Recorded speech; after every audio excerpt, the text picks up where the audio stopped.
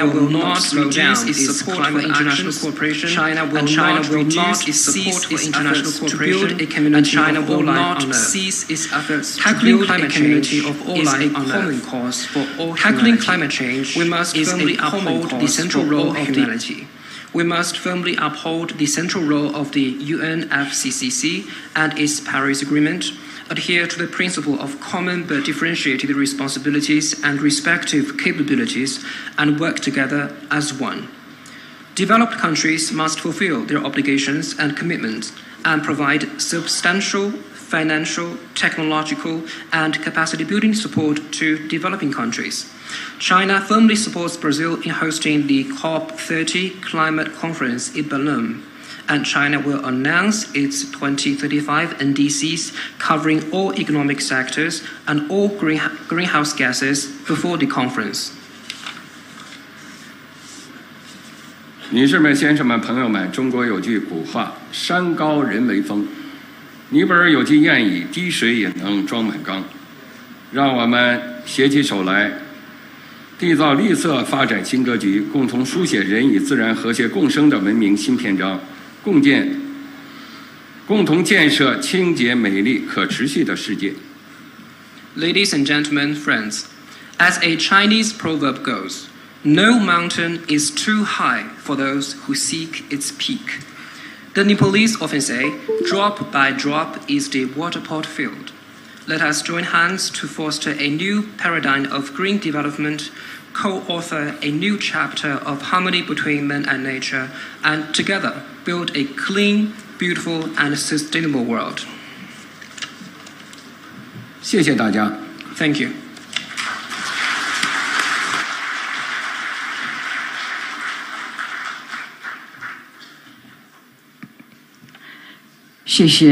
Thank you, Excellency, for the statement on behalf of Government of the People's Republic of China.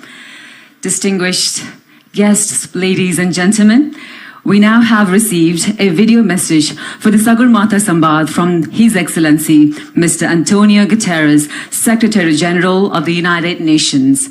I now would like to request our technical team to play the video message. Thank you. Your Excellency, Prime Minister K.P. Sharma Oli, dear friends, I'm so pleased to send a message of solidarity and support to this first ever Sagarmatha Sambaad.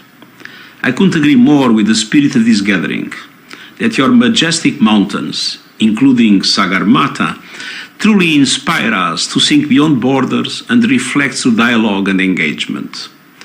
I have felt that spirit on my visits to Nepal, including most recently when I had the privilege of seeing the glacial valley basins of Mount Everest and the Annapurnas. And I saw firsthand how the rooftops of the world are caving in. Record temperatures have meant record glacier melt. Nepal today is on thin ice, losing close to 1/3 of its size in just over 30 years. And your glaciers have melted 65% faster in the last decade than in the previous one. Nepal and so many other vulnerable frontline countries did not cause this tragedy, but you are living with the impacts. And we know when glaciers shrink, so do river flows. In the future, major Himalayan rivers like the Indus, the Ganges, and Brahmaputra could have massively reduced flows, combined with saltwater intrusion that would decimate deltas. We would see low-lying countries and communities erased forever. Millions of people on the move with fierce competition for water and land, and floods, droughts, and landslides accelerating worldwide. That is why last year from Nepal I sent a global message to the world: stop the madness. And that is why you are gathered together focused on sambaad, dialogue. The world has much to learn from Nepal's climate leadership, from your local adaptation plan of action, to pioneering the United Nations early warning systems for all initiative, the extraordinary efforts on reforestation, and pushing to reach your climate goals by 2045. The world must act without delay to keep 1.5 degrees in reach, with the biggest emitters in the lead, by seizing the opportunities of renewable energy and the benefits they bring to communities and economies, by making good on climate finance commitments, including the $1.3 trillion climate finance goal agreed at COP29, by honoring the promise of developed countries to double adaptation finance to at least $40 billion this year, and by delivering serious support to the Loss and Damage Fund to help the most vulnerable.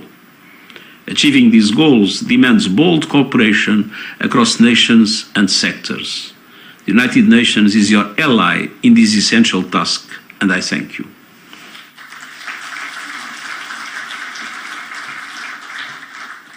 Ladies and gentlemen, we wish to thank His Excellency Secretary General of the United Nations for his thoughtful video message. We fondly recall the official visit to Nepal by Secretary General in 2023. Ladies and gentlemen, now I have the honor to humbly request the Right Honorable Prime Minister to officially unveil the Nepal government's NDC 3.0. So to do the honors, I'd like to request Right Honorable Prime Minister to please come up on stage. Thank you.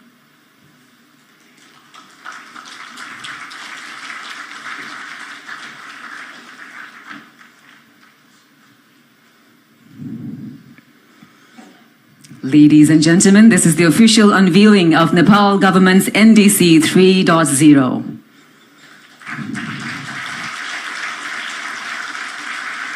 And also to officially hand it over to the COP29 President, His Excellency Mr. Mukhtar Babayev. I'd like to kindly request, sir, to please come up on the stage. Thank you.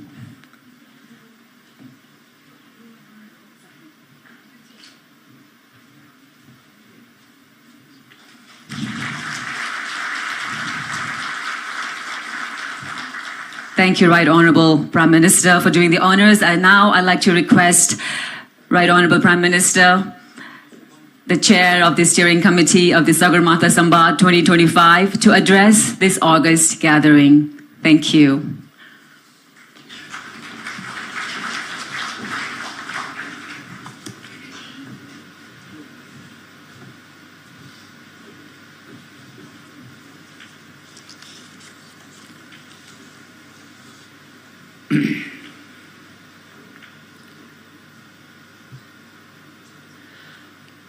Honorable Ministers, esteemed guests, Excellencies, distinguished delegates, ladies and gentlemen. Good morning and namaste. It is both a deep honor and a heartfelt privilege to welcome you to the inaugural edition of Sagarmatha Sambaad. This is Nepal's Global Dialogue Initiative, a platform for thoughtful reflection, for principled engagement, and for addressing the most urgent challenges of our time.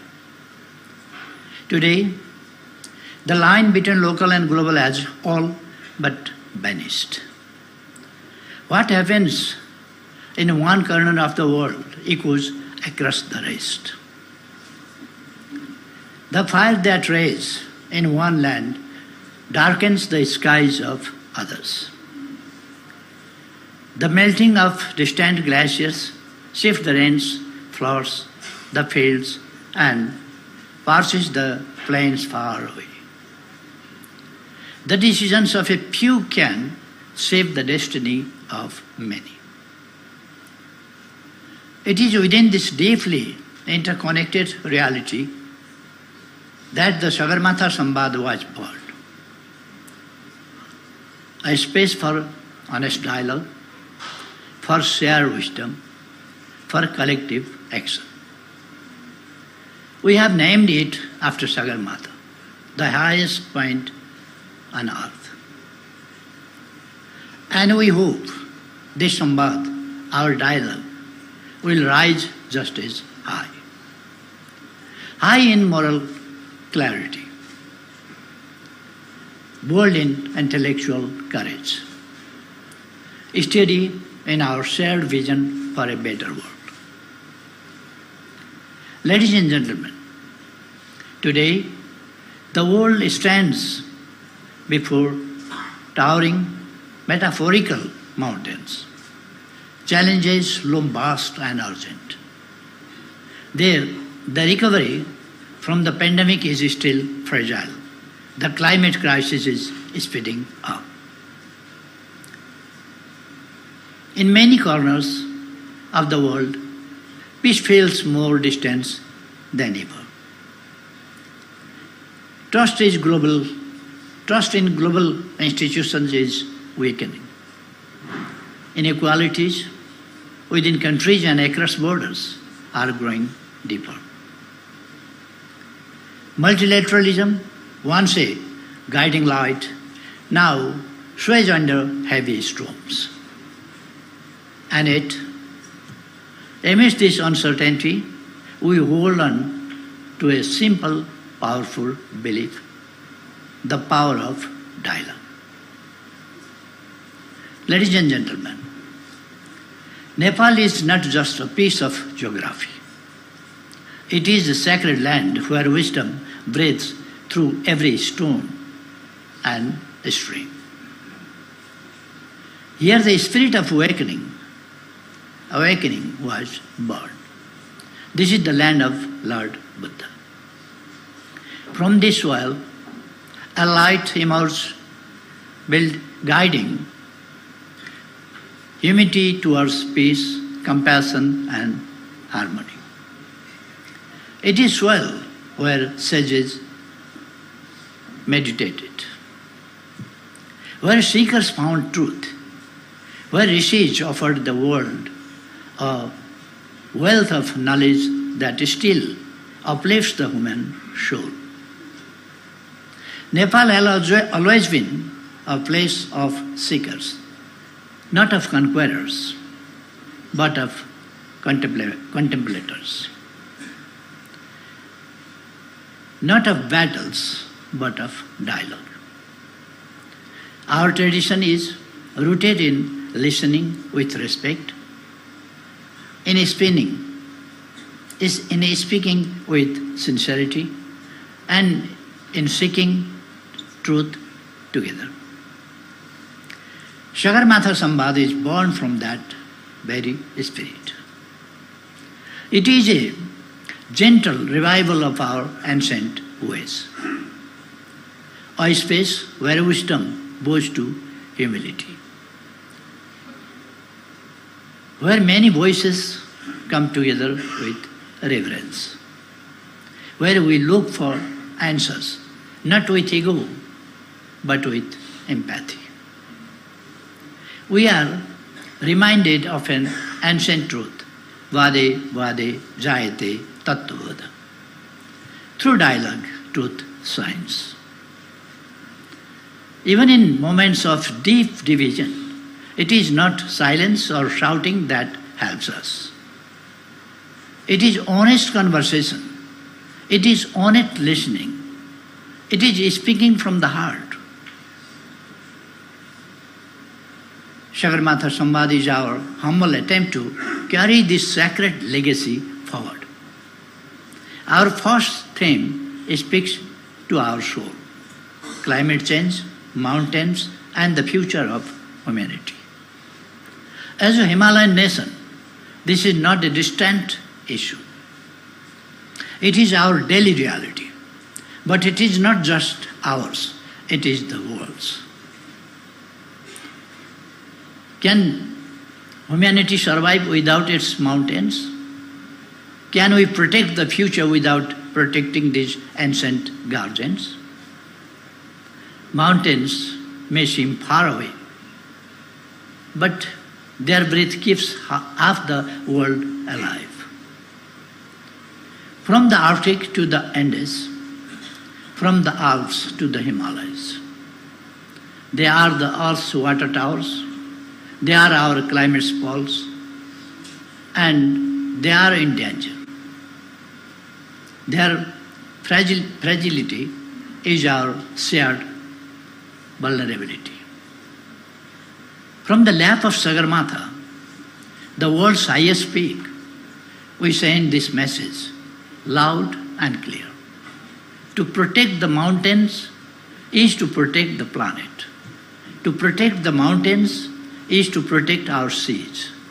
To protect the mountains is to protect humanity itself. Let this sambaad be not just a dialogue, but a determination. A determination to listen, to act, and to work together towards a gentler, wiser, and more compassionate world. Ladies and gentlemen, climate change is no longer a distant threat. It is the greatest challenge of our time. It touches everything, our planet, our people, our shared prosperity. No nation is untouched. No society is safe. But the heaviest burden falls on those least responsible. The poorest, the most vulnerable, the mountainous and the least developed. Nepal stands among them. We have done little to cause this crisis, yet we face its harshest consequences. Glaciers are melting, rains are uncertain, landslides sweep away homes, floods and droughts come without warning. And still, we stand firm. Our emissions are small, almost negligible, but our contributions are meaningful. Our Himalaya cool the region, nature's own climate stabilizer. Our forests cover nearly half of the land, breathing in carbon, breathing out hope. Our rivers flow from the high snows, quenching the thirst of millions. Our protected areas are sanctuaries, guarding the planet's rich biodiversity. Nepal has pledged net zero emission by 2045, 5 years ahead of the global target. We are advancing adaptation plans. We are greening our economy. We are weaving sustainability into our national vision. Yet we cannot do it alone. No country can. Climate change is a global emergency. It calls for a global response.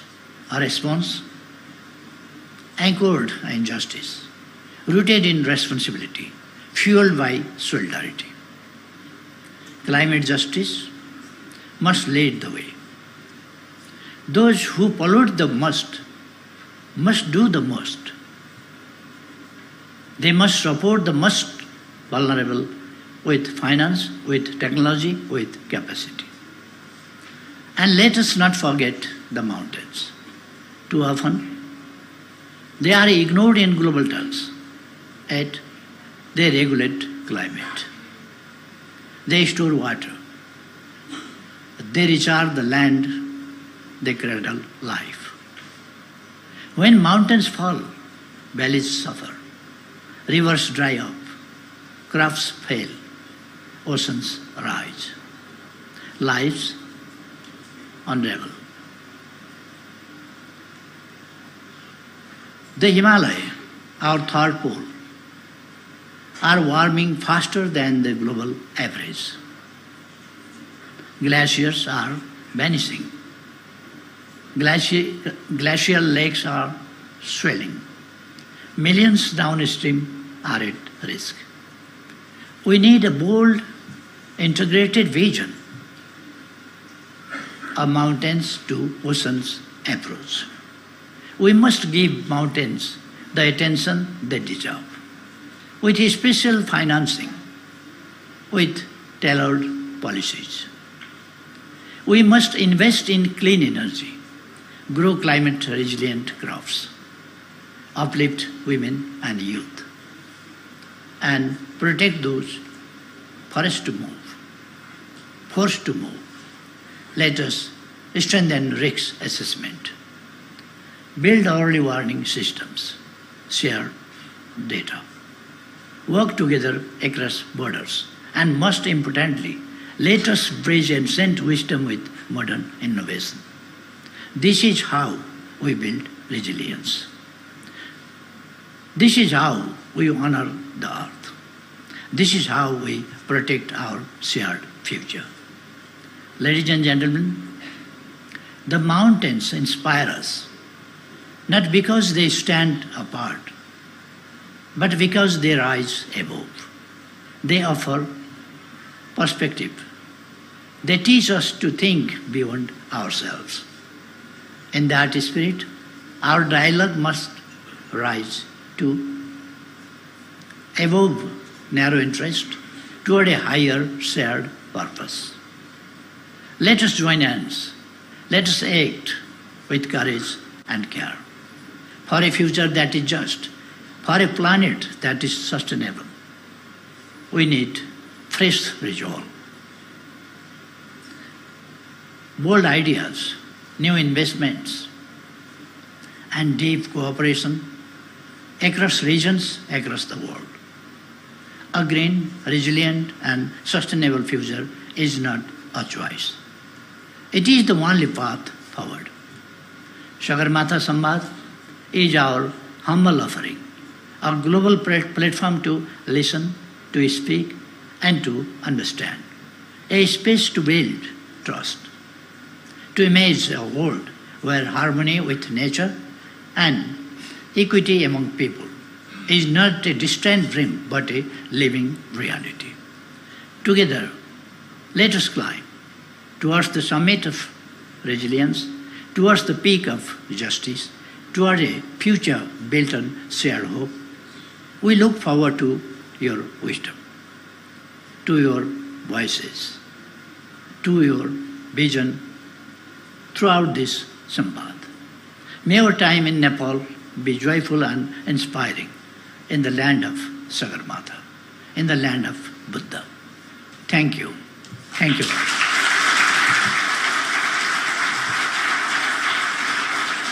We are deeply grateful to Right Honourable Prime Minister for his insightful address and inspiring vision, ladies and gentlemen. With the address by Right Honourable Prime Minister, now it is time for the photo session of the head of ministerial level delegations with Right Honourable Prime Minister and the chair of the steering committee of Sagarmatha Sambaad.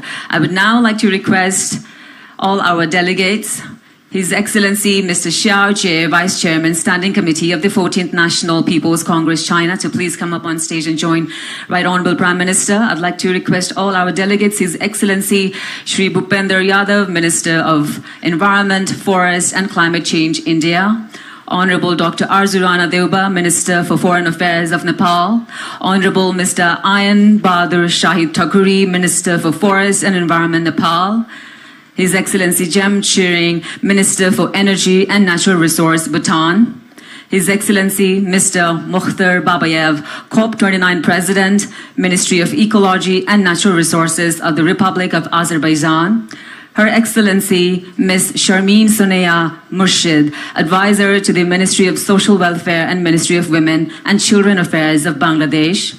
His Excellency Abdullah Balala, Assistant Foreign Minister for Energy and Sustainability Affairs of UAE. His Excellency Barons Heyman of ULUC, Parliamentary Under-Secretary of State, Department of Environment, Food and Rural Affairs, UK.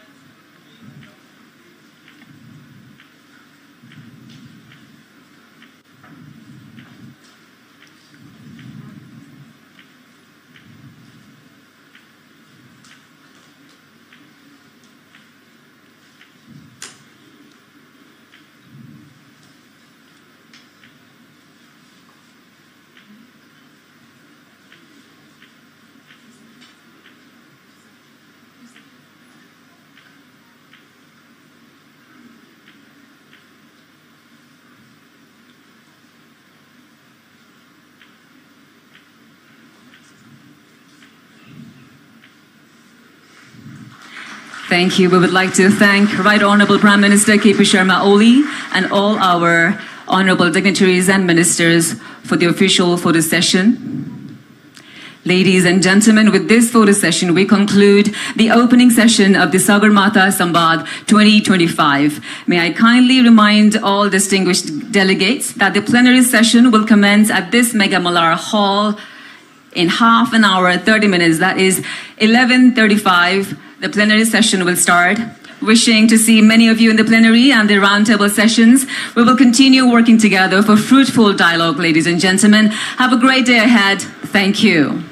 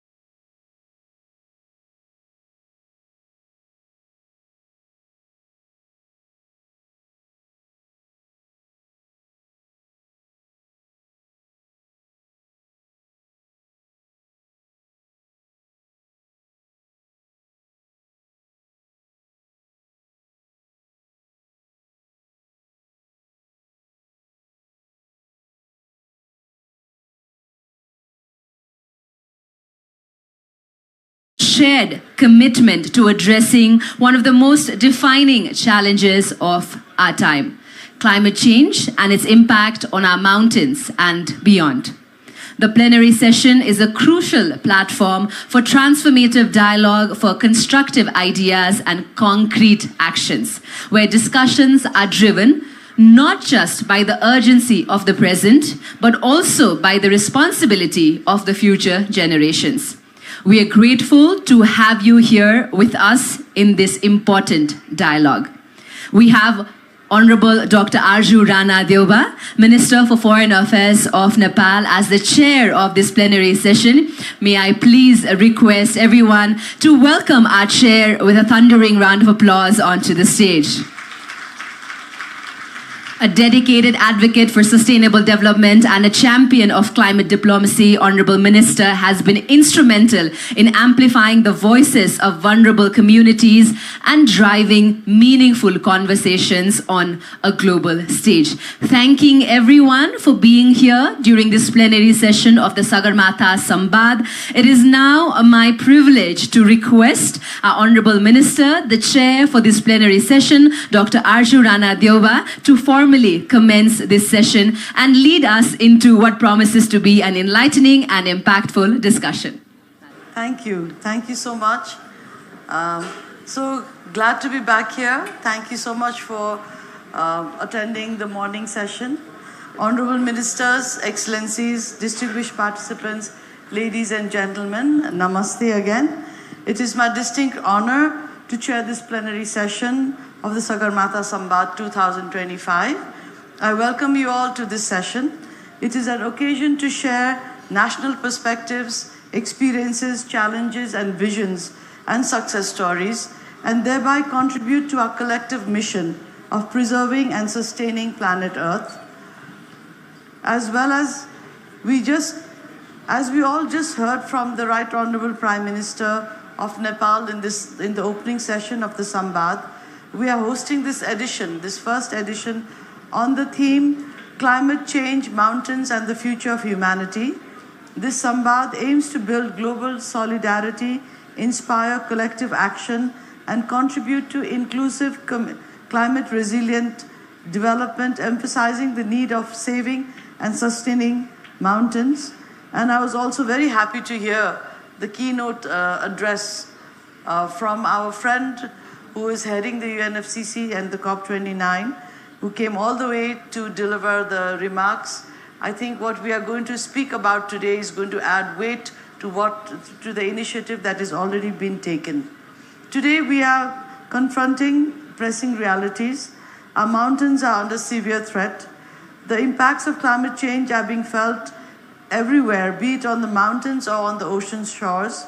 In fact, in the lift, I met a participant from the lowest lying country, from the Netherlands, and he was very happy to be here because we share a common future. Our glaciers are retreating, the precious water sources are drying up, and the communities are facing more frequent disasters generated by climate change. Our mountain communities, who have contributed the least to global emissions, as we all know, are among the first to suffer their consequences. It is undoubted that we cannot afford to let their voices be drowned out in the global climate discourse. That is why we have chosen the seminal theme of climate change, mountains and the future of humanity for this maiden edition of the Sagarmatha Sambaad. Importantly, this edition is taking place during the first celebration of the International Year of Glaciers Preservation. Excellencies, this Sambaad is a global platform for solidarity, for sharing knowledge, and for sharing partnerships across borders. The time for isolated efforts is over. What we need now is our collective resolve. This platform is meant to urge the global community to come together with a shared commitment to protect our mountains and secure a sustainable future for all, drawing inspiration from the mighty Sagarmatha. Climate change does not recognize borders, nor should our solutions. With these opening lines, I now turn to the distinguished speakers of this plenary session, whom we are eager to listen to. Before I invite this first speaker, let me spell out a few points about today's proceedings in line with the general rules and procedures of international conferences. The list of speakers is based on protocol and alphabetical order. Each speaker will have 5 minutes to deliver the statement, and considering the time limit of this session, and at the end of 4 minutes, there will be an indication of 1 minute remaining, and the speaker may wish to wrap up the statement. However, I request the respective delegations to provide the full written statement to document at sagarmatha sambaad.org for due reflection and record. Now I go on to invite the speakers. I would now like to invite the first speaker of the session, Her Excellency Ms. Sharmeen Sonaya Murshid, Advisor for the Ministry of Social Welfare and the Ministry of Women and Children Affairs, People's Republic of Bangladesh, and Her Excellency will be followed by Bhutan. Thank you. Please.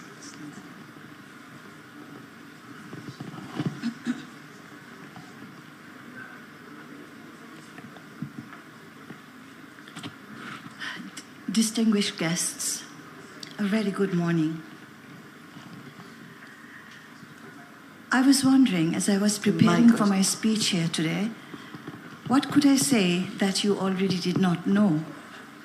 What could I add to this anguished story of climate change that you are not already aware of? A very knowledgeable audience who have been working in this sector. I fear I cannot add too much new. We know that we need to keep the temperature at below 1.5 degrees Celsius. We all know that 2023 saw the highest intensity of carbon concentration in our atmosphere, recorded the highest in 800,000 years.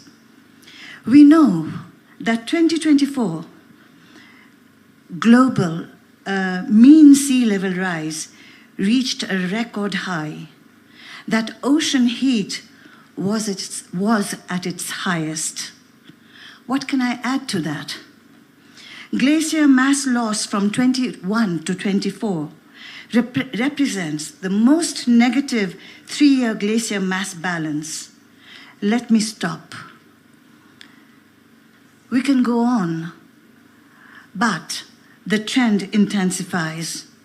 While Nepal is in panic, Bangladesh knows the consequences of a mountain, a disappearing mountain, and what significance it has for my country downstream, a little delta, a cusp, a cup that holds all the waters of the rivers of the region and is a safe passage for those rivers to flow into the ocean. This is a story, I fear, that is as old as fire and as recent as plastic. It is a turning point in our life. And I wonder, the message I'd like to give is the anguish that we live through. They say the mountains are eternal. But now, even they are melting. Glaciers, once ancient and unmoving, now flow like tears down the weathered face. We thought we stood above it all, masters of the earth, the makers of machines. We burned the bones of the planet to light our cities and chase our dreams, and in doing so we forgot that we belong to the earth and not apart from it. Forgot that every breath we take is borrowed, every step we tread on the soil of the earth is a prayer. This is not just a climate crisis, it is a spiritual crisis. Forgetting a relationship, an old relationship of reverence. But the story is not finished. We are still breathing, we are still able to choose. We can be the generation that remembers, that listens to the wind again, that walks gently in the shadow of mountains, not to conquer, but to bow. The earth does not need our pity, it needs our presence. And if we return to it fully, humbly, the future will remember us as the generation that turned time around. And why I speak in this language is because I don't have any other language to explain how vulnerable we as a region have become. One mountain, one river, one people. When the ice breaks in the high Himalayas, it does not ask permission before it flows. It does not stop at borders. It melts. And far below, in the flat deltas of Bangladesh, a mother lifts her child above the rising tide. This is the truth. The earth teaches us the atmosphere is shared, the rivers are shared, the future is shared. We survive only when we work together, like forests that root and rise as one, like birds that migrate in coordinated arcs, like cells in a single living body. The melting mountains are not just a warning. They are a call to cooperation, to compassion, to courage. I believe that's my call, but may I have just a minute to say a last word. So a call to the region before the water rises, to the nations beneath the same sky: Nepal, Bhutan, India, Bangladesh, China, Pakistan. The floods do not care for flags. The droughts do not wait for policy. When the glacier bakes, it does not check your passport. It flows, destroys, and devours. And yet still we act like it's someone else's problem. We are not blind. We cannot turn away anymore. We need joint monitoring. We need early warnings that cross borders. We need shared water governance, shared science, shared courage. I know we have it, and yet we do not. This is not the time of ego. It is a time for alliance, and the earth is already negotiating, and we must respond, not as competitors, but as co-inhabitants of a region that will only survive through solidarity. Thank you so much. That was so poetic. Sorry, I took a lot more time. Thank you. That was very soul-touching. Now I'd like to invite His Excellency Jem Chiring, Minister for Energy and Natural Resources, Royal Government of Bhutan. Excellency, you have the floor.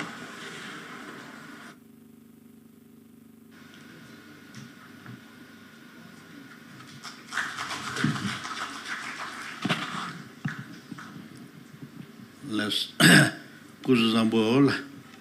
So,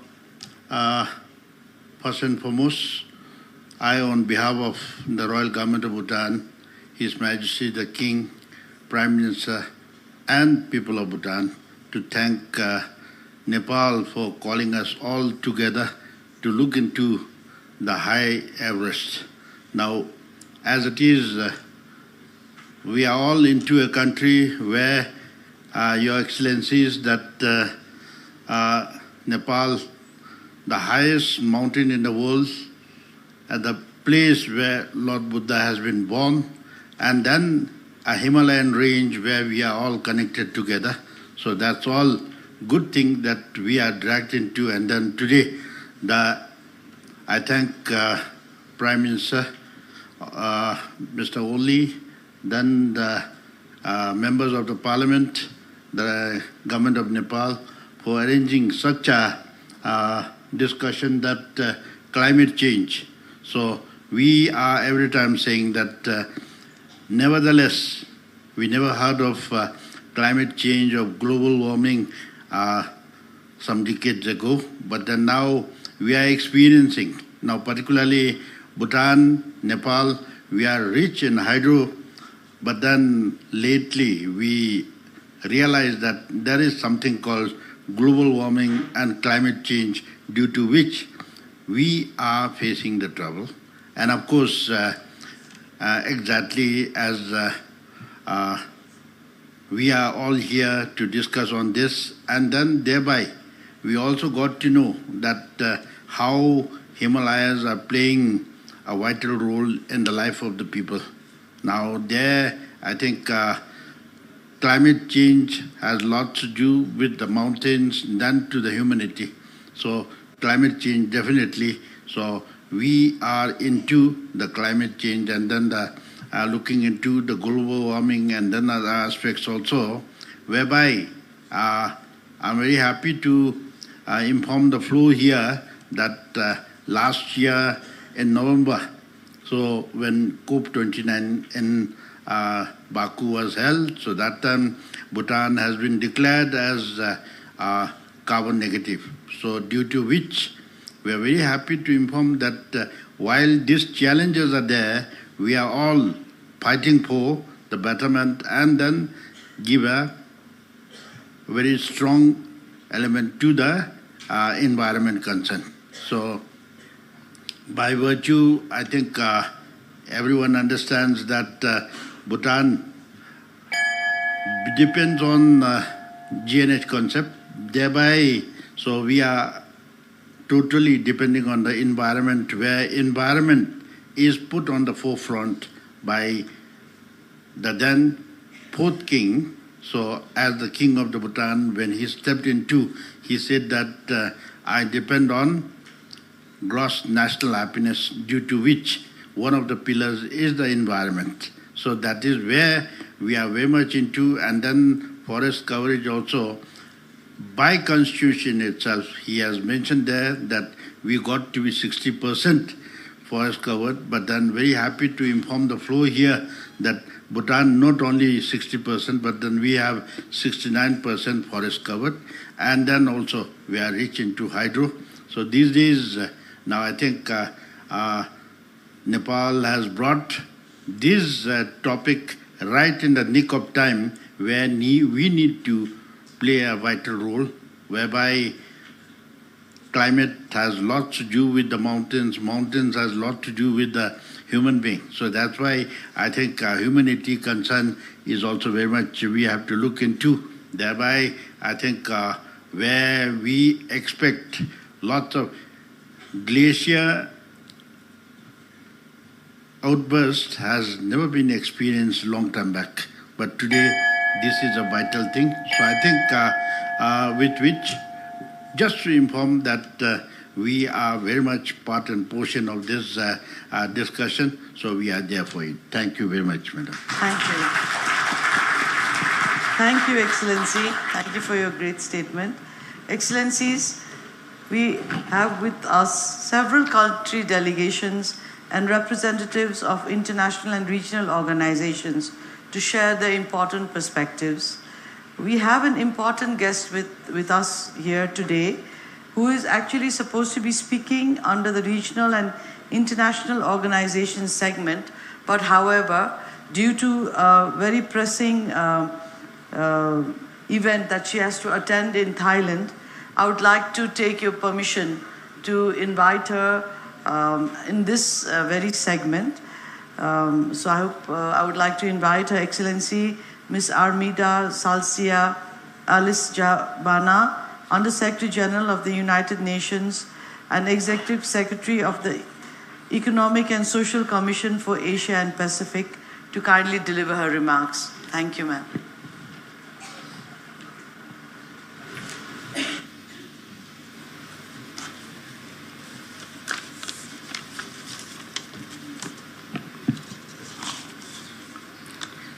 Honorable Dr. Arzu Ranadoiba, Minister for Foreign Affairs of Nepal, as well as Chair of the session, Excellencies, distinguished delegates, I would like to congratulate the organizers of Sagarmatha Sambaad for convening this dialogue at a time when the urgency of climate action has never been more acute. The International Year of Glacier Preservation gives us a timely opportunity to raise awareness of the vulnerability of mountains and glaciers and prompt these urgent human actions needed. Excellencies, the Asia-Pacific region is home to 44% of the world's glaciers outside the Arctic ice sheets. The third pole is often referred to as the water tower of Asia. It stores more ice and snow than any region outside the North and South Poles, and is the origin of more than 10 major river systems. While the effects of warming vary across the third pole's geographies, glacier melt has intensified, especially along the rich diversity of ecosystems and species of the Himalayan mountain range, leading to the emergence of multi-hazard risk hotspots. Recognizing this risk, Member States last month at the 81st session of the Commission session adopted a resolution on strengthening cooperation on the water and climate nexus. The resolution noted with concern the retreat of glaciers, permafrost thaw, mass ice loss, and the shrinking extent and duration of snow cover. It also called for enhanced regional and international collaboration to address these interconnected challenges. In this context, I would like to highlight 3 key areas for action. First, we must strengthen cooperation on the water and climate nexus grounded in science. The Third Pole Regional Climate Center Network, a science-led initiative launched by member states, including Nepal, in June 2024, provides a unique framework for regional and sub-regional cooperation. It is supported by WMO in partnership with ESCAP, ICIMOD, and other institutions. We then need to scale and deepen partnership and dialogue. The Himalaya and Hindu Kush call to action, led by ICIMOD and endorsed through a ministerial declaration in 2020, is a promising step forward. Among the issues identified in the declaration, investment in data systems are essential as investment in physical infrastructure.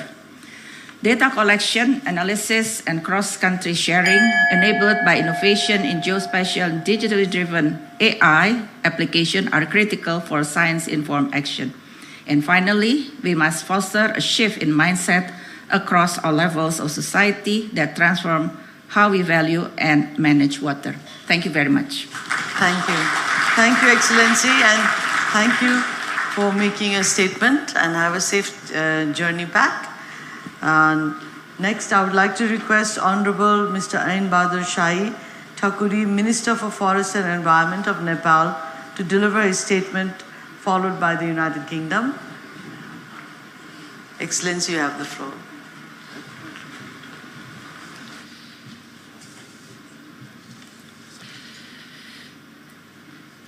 Yes सत्रको सभाध्यक्षता गरिरहनुभएका माननीय परराष्ट्र मन्त्री doctor आरजू राणा देउबाज्यू, माननीय मन्त्रीज्यूहरू, महामहिमज्यूहरू, विशिष्ट प्रतिनिधिहरू, भद्र महिला तथा सज्जनवृन्द, Sagarmatha संवादको yes पूर्ण सत्रमा उपस्थित विशिष्ट महानुभावहरूको अवसरमा सम्बोधन गर्ने यो अवसरमा मेरो लागि ठुलो सम्मान र गर्वको विषय ठानेको छु। आज हामी गहिरो विश्वव्यापी सङ्कटको सामना गर्नुपर्ने अवस्थाको छेडमा जलवायु परिवर्तन, हिमाल र मानव जातिको भविष्य विषयमा महत्त्वपूर्ण संवादका लागि उपस्थित भएका छौँ। यस विषयको संवाद आयोजना गर्न समयानुकूल, क्षमता, सामर्थ्यता र प्रकृतिको बुद्धिमत्ताको स्थायी प्रकृतिको रूपमा रहेको विश्वको सर्वोच्च शिखर सगरमाथाको फेदी भन्दा अर्को उपयुक्त स्थान हुन सक्दैन भन्ने मलाई विश्वास छ। महामहिमज्यूहरू, विशिष्ट प्रतिनिधिज्यूहरू, विश्वका 14 मध्ये 8 वटा अग्ला हिमालहरू भएको भूमि नेपालले यी प्राकृतिक धरोहरहरूको संरक्षण गर्ने पवित्र जिम्मेवारी वहन गर्दै आएको छ।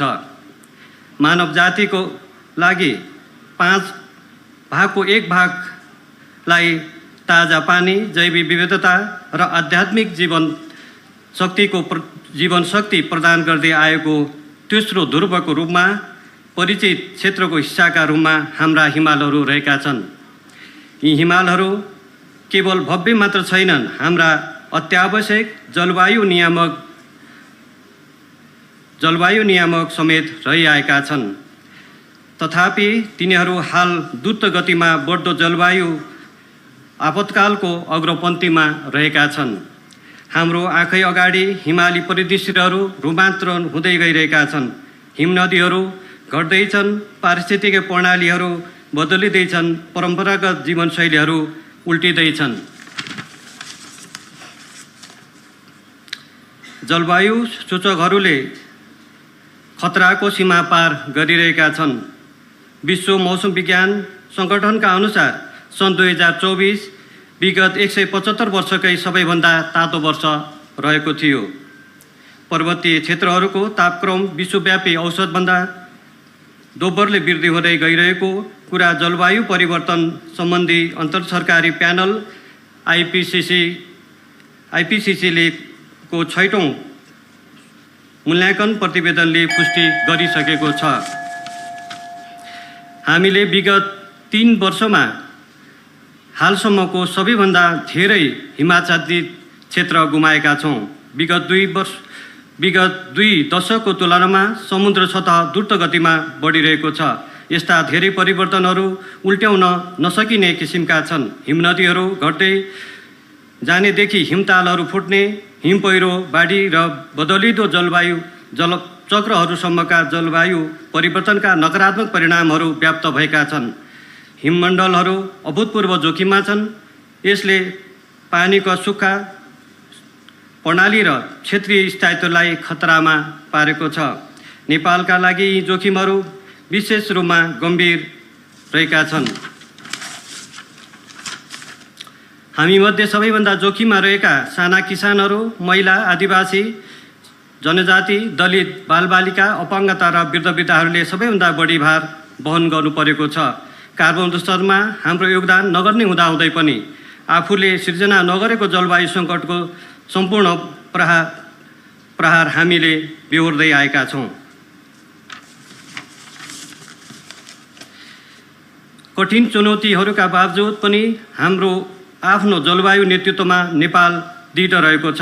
जलवायु कार्यलाई राष्ट्रिय योजनामा समाहित गर्दै हामीले न्याय केन्द्रित दृष्टिकोणलाई अगालेका छौँ। हाम्रो अभिवृद्ध राष्ट्रिय रूपमा निर्धारित योगदान एनडिसी विश्वव्यापी लक्ष्यभन्दा 5 वर्ष अगाडि सन् 2045 भित्र खुद शून्य कार्बन उत्सर्जन हासिल गर्ने लक्ष्य परिलक्षित छ। आजै मात्र सम्माननीय प्रधानमन्त्री केपी शर्मा ओलीज्यूको हातबाट एनडिसी सार्वजनिक भएको छ र हामीले बिटिआर पनि अन्तिम चरणमा पुर्याएर बिटिआरको पनि हामी तयारीमा छौँ। हाम्रा राष्ट्रिय जलवायु परिवर्तन नीति र राष्ट्रिय अनुकूलन योजनाले कृषि, ऊर्जा, पानी पूर्वाधार र जैविक विविधता केन्द्रित क्षेत्रीय रणनीतिहरू सहित जलवायु समानुकूलतर्फ स्पष्ट मार्गचित्र प्रस्तुत गरेका छन्। महत्त्वपूर्ण हुँदाहुँदै पनि अक्सर उपेक्षित रहेका महिला, आदिवासी तथा युवाहरूको आवाजलाई जलवायु बहसमा सुनिश्चित गर्दै स्थानीय अनुकूलन कार्ययोजनालाई विकृत आधारभूत खाका समेत स्थानीय जलवायु कार्यको अगुवाईमा स्थानीय सरकारवालाहरूलाई सशक्त बनाइएको पनि अवस्था छ। जलवायु परिवर्तन सम्बन्धी संयुक्त राष्ट्र सङ्घीय संरचना महासन्धि UNFCCC, क्योटो प्रोटोकल र पेरिस सम्झौताका पक्ष राष्ट्रको रूपमा नेपाल आफ्नो प्रतिबद्धतामा अविचलित रहेको छ। तर हामी एक्लैले केही गर्न सक्दैनौँ। जलवायु लक्ष्य हासिल गर्नमा विश्व समुदायको सहयोग र जिम्मेवारी आवश्यक छ। साझा तर भिन्न दायित्व र सम्बन्धित क्षमताको सिद्धान्तले हामीलाई मार्गदर्शन गर्नुपर्दछ। प्रदूषण गर्नेले तिर्नुपर्ने सिद्धान्तलाई हामीले सम्मान गर्नैपर्छ।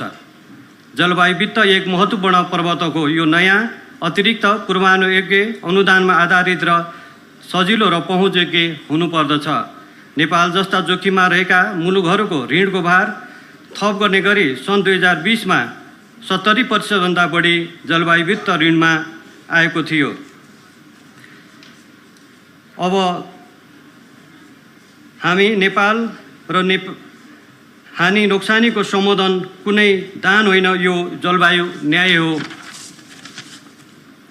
नेपालले कार्बन बजारलाई अवसरको रूपमा हेर्छ र यो निष्पक्षता, वातावरणीय निष्ठा र स्थानीय समुदायमा प्रत्यक्ष लाभ सुनिश्चित गर्ने सिद्धान्तद्वारा परिलक्षित हुनुपर्दछ। हिमालहरू विश्वव्यापी जलवायु केन्द्रका केन्द्रबिन्दु हुन्।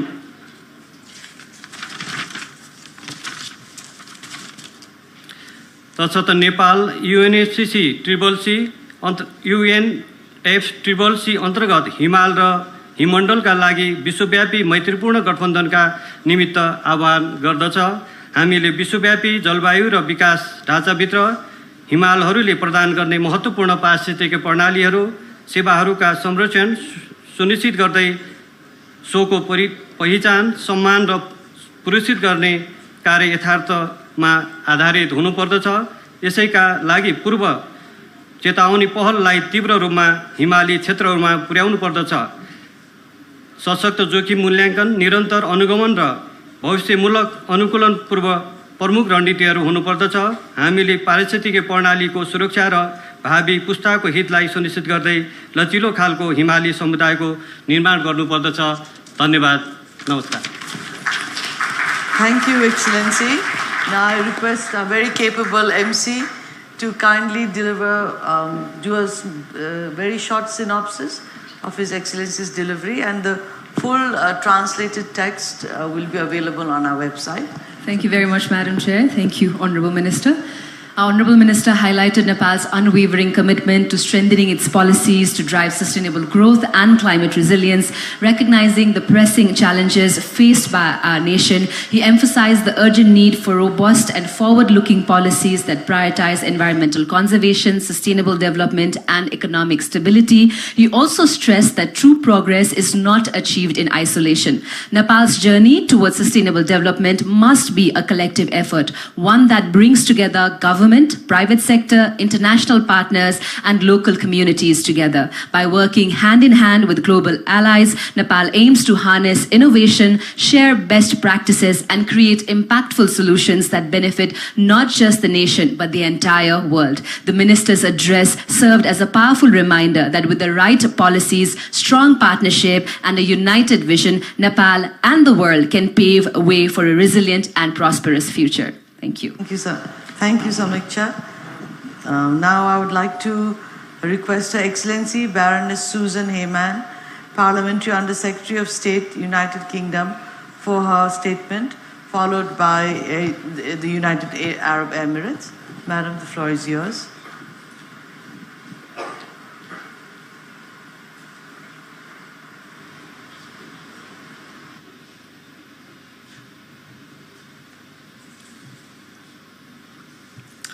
Foreign Minister Dioba, Environment Minister Takuri, Honourable Ministers, Excellencies, distinguished and expert delegates, colleagues and friends. It is a great privilege to be here in Kathmandu for the Sagarmatha sambaad, and thank you for such a warm welcome to this wonderful country. The UK and Nepal have been friends for many years. And for the last 100 of those years, our friendship has been formalised by treaty. As the Honourable President of Nepal put it, when welcoming the Duke and Duchess of Edinburgh to Kathmandu earlier this year, Nepal is the UK's oldest ally in Asia. Our unique relationship has matured into a modern development partnership grounded in solidarity and in mutual respect.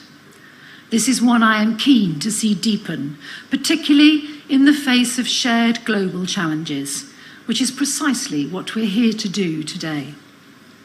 Nepal has long led efforts to raise awareness of the threats facing mountain ecosystems.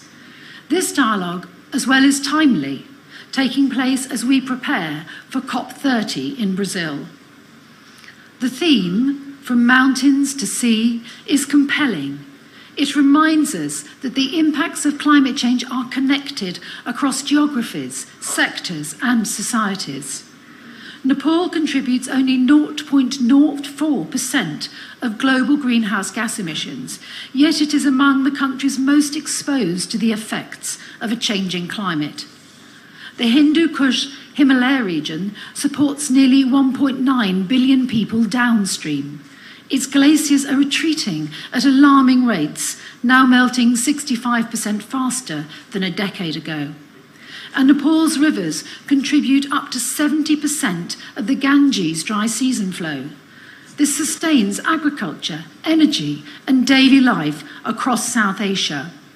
Its forests, watersheds, and ecosystems are a cornerstone of regional climate and water security. And the stakes are rising. The floods of September 2024 caused economic losses exceeding 45 billion Nepali rupiah. These shocks will only intensify as temperatures rise, monsoons shift, and high-risk glacial lakes increase in number. And at the same time, air pollution is accelerating glacier melt and harming public health. In Kathmandu alone, 12% of residents suffer from chronic respiratory illness, and countrywide, over 42,000 premature deaths annually are linked to air pollution. Tackling these pollutions is a vital part of Nepal's climate and health response, and progress is possible. The UK supports Nepal's advocacy for access to climate finance and the recognition that adaptation in upstream countries is a global responsibility. And Nepal's challenges are interconnected. Climate, nature, development, and health are not separate issues. Over 80% of rural households depend on springs for water, yet they're drying up. Biodiversity is under pressure, communities are being displaced, and institutions are being stretched. But Nepal is not passive in the threat of these threats. It's committed to net zero by 2045, adopted a climate budget code that directs 35% of public spending to climate-related actions, and requires that 80% of climate finance be spent at local level. These are powerful signals of political will, and the UK is proud to stand alongside Nepal in delivering on them. And we have a portfolio of work focused on adaptation with Nepal, on mitigation, health and inclusive development, the Resilience, Adaptation and Inclusion in Nepal programme, the Green Growth Nepal programme supporting low-carbon, climate-resistant development, and the sagarmatha programme building stronger systems for climate and health. The UK is working to improve access to the Green Climate Fund, to pilot carbon market approaches, and to mobilise investment in sectors like clean transport, waste and energy. It is an honour to be here today representing the UK. We look forward to continuing our partnership, not only in traditional development, but right across the climate and nature agendas. We remain committed to supporting Nepal as it strengthens its institutions, protects its ecosystems, and delivers for its people. Together, we will move from dialogue to delivery. Thank you. Thank you. Thank you, Excellency. And now may I invite the next speaker, His Excellency Abdullah Balala, Assistant Minister for Energy and Sustainability Affairs of the United Arab Emirates, to make his statement, followed by India.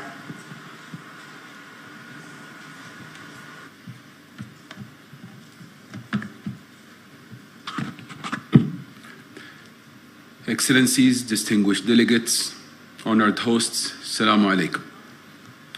It is wonderful to join you in Kathmandu for this historic first edition of Sagarmatha Sambaad.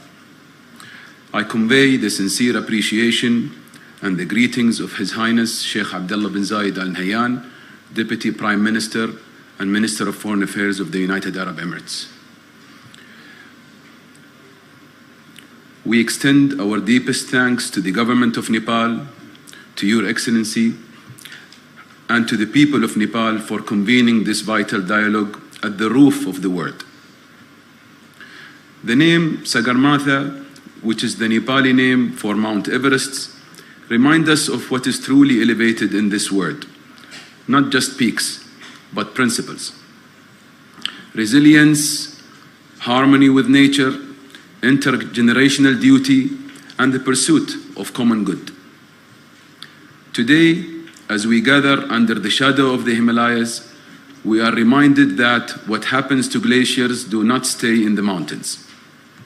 Mountains are not only a vital source of water, biodiversity, and culture, they are also powerful indicators of our planet's health. What happens on the peaks today will shape the fate of the valleys and coastlines tomorrow. As glaciers melt, they feed rising seas. As slopes become unstable, landslides follow. Disrupted weather patterns bring droughts, floods, and food insecurity to communities near and far. In every sense, the fate of our mountains is intertwined with the future of humanity.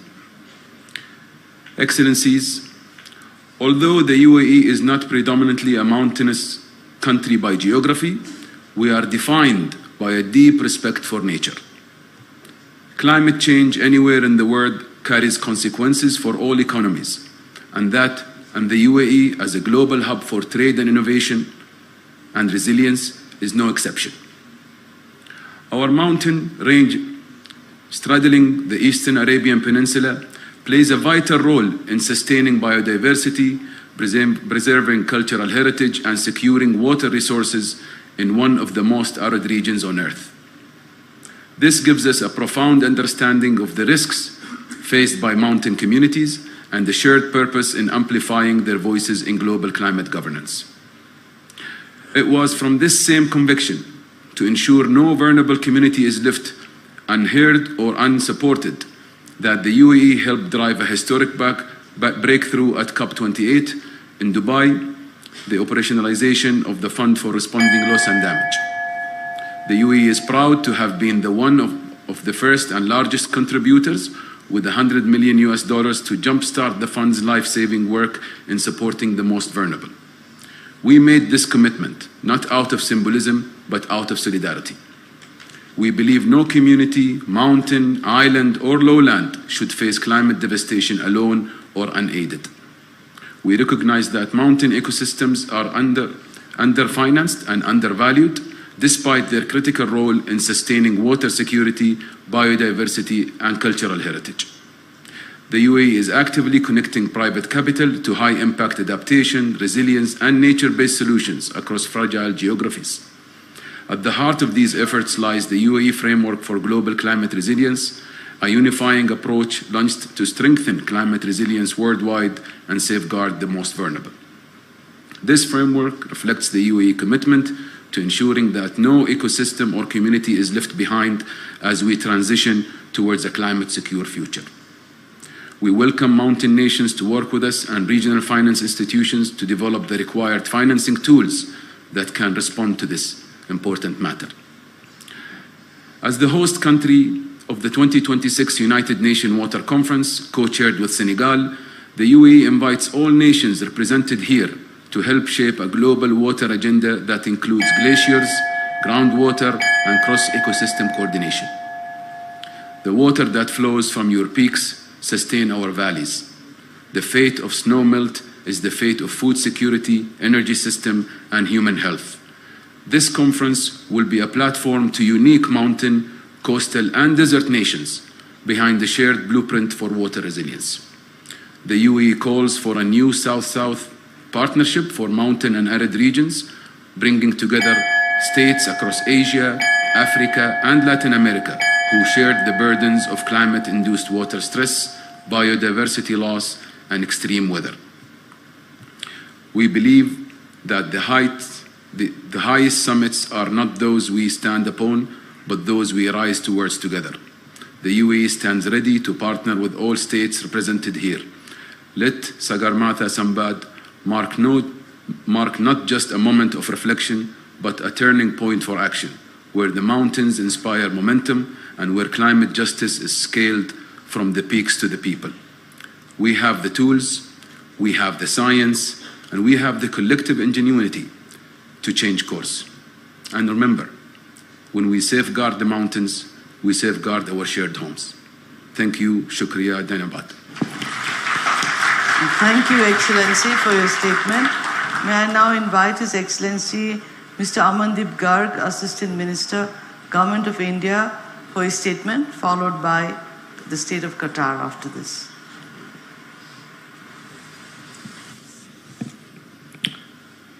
Honorable Chair, Excellencies, distinguished delegates, ladies and gentlemen, Namaste and a very good afternoon to all of you.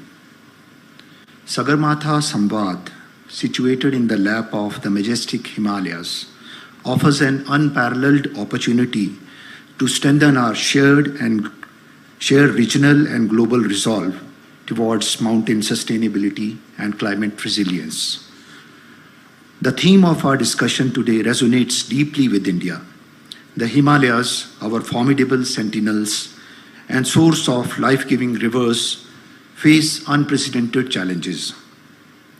The future of these mountains is inextricably linked with the future of humanity, not just in our region, but globally. What happens in these ecosystems impacts biodiversity, agricultural systems, and the livelihoods of millions downstream. It is fitting that this conference will have a number of parallel scientific sessions covering a wide range of specific themes that will be discussed by a number of experts and other stakeholders over the next few days. While looking forward to these deliberations, I would like to note some common guiding principles that emerge from our perspective. In the light of global experience of more than 3 decades of UNFCCC. Our great achievement in the convention was the articulation of principles of equity and common but differentiated responsibilities and respective capabilities. In the Paris Agreement, we added the principle of climate justice. Since then, it has been a long effort to implement and operationalize these principles. The developed countries' emissions have led to disproportionate share of global carbon budget being appropriated by a very few, while the majority of developing countries still have a long way to go in meeting their basic needs and priorities, let alone their aspirations for well-being. This is why the UNFCCC commitment that developed countries would take the lead is extremely important. Climate finance is among the most important commitment made by the developed countries under the UNFCCC and its Paris Agreement. Climate finance for adaptation and even more for mitigation has to be publicly sourced, predictable, and accessible based on the needs articulated by the developing countries. Further, increased ambition is necessary, but it has to be based on equity and CBDR and RC, without which it does not carry much meaning. Excellencies, dear friends, despite these formidable challenges, India, under the visionary leadership of our Honorable Prime Minister, has embarked decisively on addressing climate change. Our commitment is not merely rhetorical, but backed by concrete action and achievements. In particular, among many initiatives, recognizing the unique vulnerabilities of Himalayan region, India launched National Mission for Sustaining Himalayan Ecosystem under our National Action Plan on Climate Change.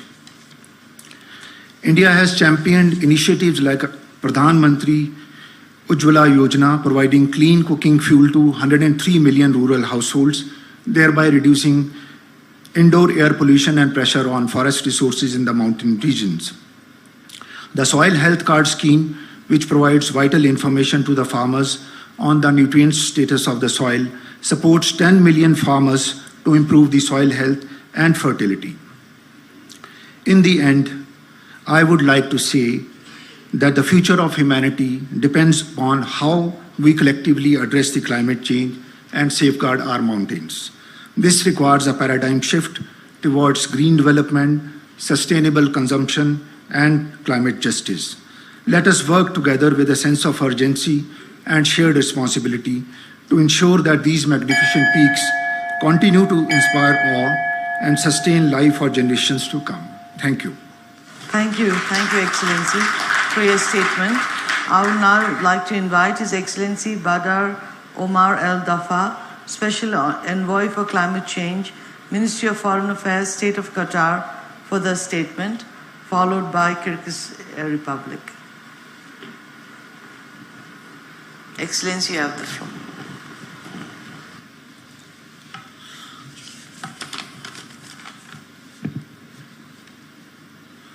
Assalamu alaikum.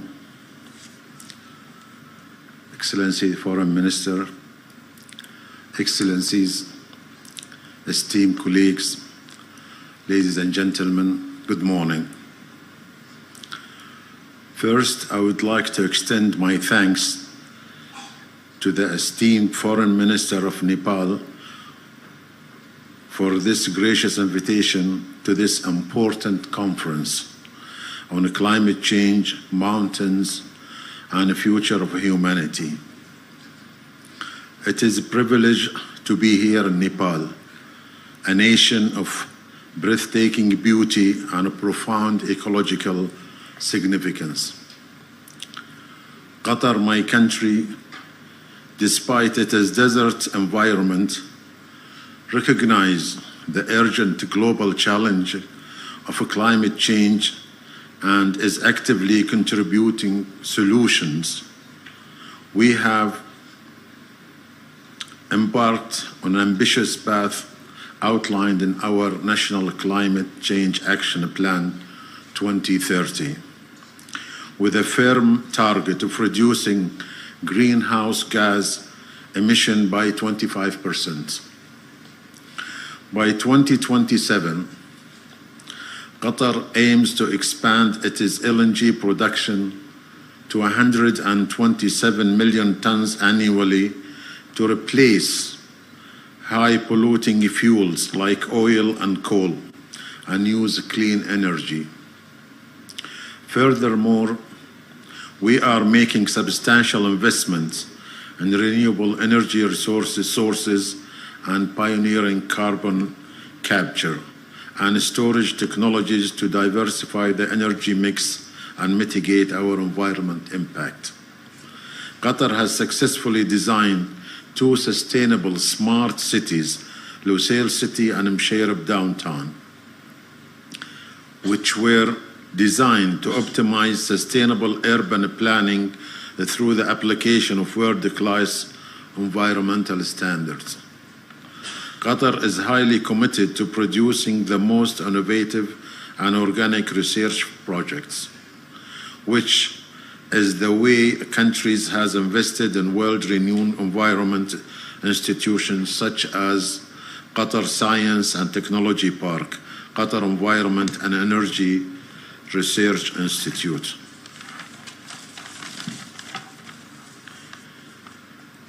We also deeply praise Nepal's proactive and dedicated efforts in addressing the impact of climate change, particularly within your fragile mountain ecosystem.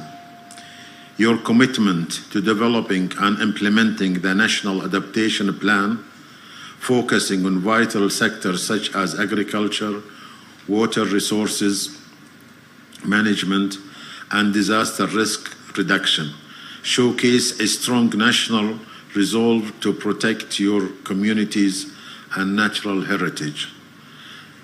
Given its long ties with Nepal, Qatar stands ready to collaborate and share knowledge as well as collective strive for the sustainable future for all. Thank you again for this opportunity, and I wish best in this conference. Thank you. Thank you so much, Excellency. Now I would like to invite Her Excellency Ms. Dinara Kemelova, Special Representative of the President of Kyrgyzstan, for implementation of 5 years of action for development of mountain regions of the Kyrgyz Republic, for the statement, followed by Brazil.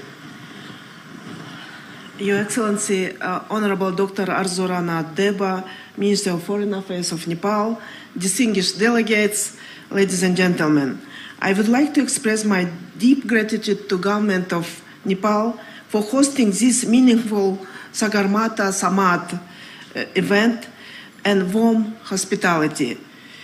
I commend Nepal for its efforts in promoting the mountain and climate change agenda. This is the second time of my visit to Nepal. 1 year ago, Nepalese government organized expert dialogue on mountain, people, and climate change in Kathmandu. And last year, during COP29, President of Kyrgyzstan, Sadir Japarov, participated in high-level session addressing climate-induced loss and damage in mountainous regions hosted by Nepal President Ramchandra Paudel. At the same time, Kyrgyzstan, with Azerbaijan presidency of COP29 and Mongolia, organized a high-level dialogue mainstreaming the mountain agenda and climate change in the framework of UNFCCC with participation of President of Nepal and other distinguished delegates. These events contributed to advancing mountain agenda because mountain communities are among the most vulnerable to the impact of climate change, facing melting glaciers, water insecurity, land degradation, and economic marginalization of mountain communities. Addressing these challenges requires solidarity, innovation, urgent and transformative action. In this regard, the Kyrgyz Republic initiated and implements the 5 years of action for the development of mountain regions for 2023 and 2027 endorsed by UN General Assembly resolution. This is not only a national priority, it is an international call for stronger cooperation, knowledge exchange, and investing to the resilience of mountain communities and ecosystems. Just last month in April, we hosted the Global Mountain Dialogue for Sustainable Development in Bishkek with participation of more than 50 countries and 29 international organizations. This conference marked a major milestone on the road to the Bishkek Plus 25 summit scheduled for 2027 as the culminating event of the 5 years of action plan for the development of mountain regions. It is not only reinforced global solidarity around the challenge of sustainable mountain development, but also laid the groundwork for concrete international action. During the conference, the President of the Kyrgyz Republic proposed a set of ambitious initiatives to elevate the mountain agenda in the global level. These include, first, establishing a fund for mountain countries' development. We advocate for targeted financing for needs of mountain regions to implement programs on climate change adaptation and resilience with a focus on glaciers, forests, addressing mountain land degradation and biodiversity loss, increasing preparedness for natural disasters, and social economic support for mountain communities, especially women and children. Second, creating UN coordinated mechanism, UN Mountains. Third, launching an international platform on mountain youth, women and climate. In this regard, we continue to advocate for the creation of the broad coalition of mountainous countries and sustaining global mountain dialogue. Alongside with a group of friends of mountain countries in New York, the Mountain Partnership under the FAO in Rome, we have launched a mountain group in the framework of the UNFCCC, which counts today 9 state parties. We invite those countries which have not done so yet to join to this group. Today, as we look ahead of COP30, the Kyrgyz Republic, together with several mountain nations, is promoting a declaration on climate change, mountains and glaciers. We believe this declaration can become a shared voice for those whose lives and culture are shaped by highland ecosystems. We sincerely hope Nepal and other countries will join to this declaration.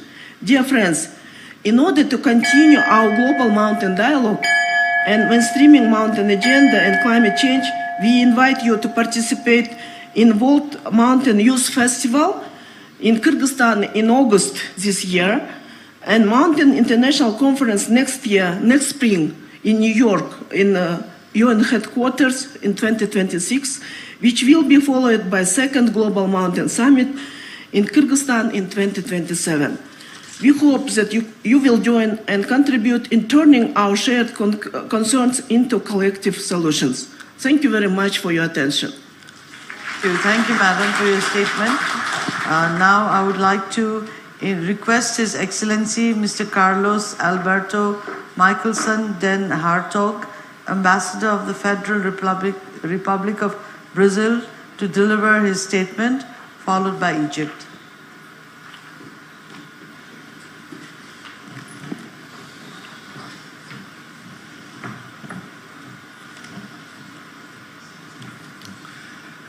Honorable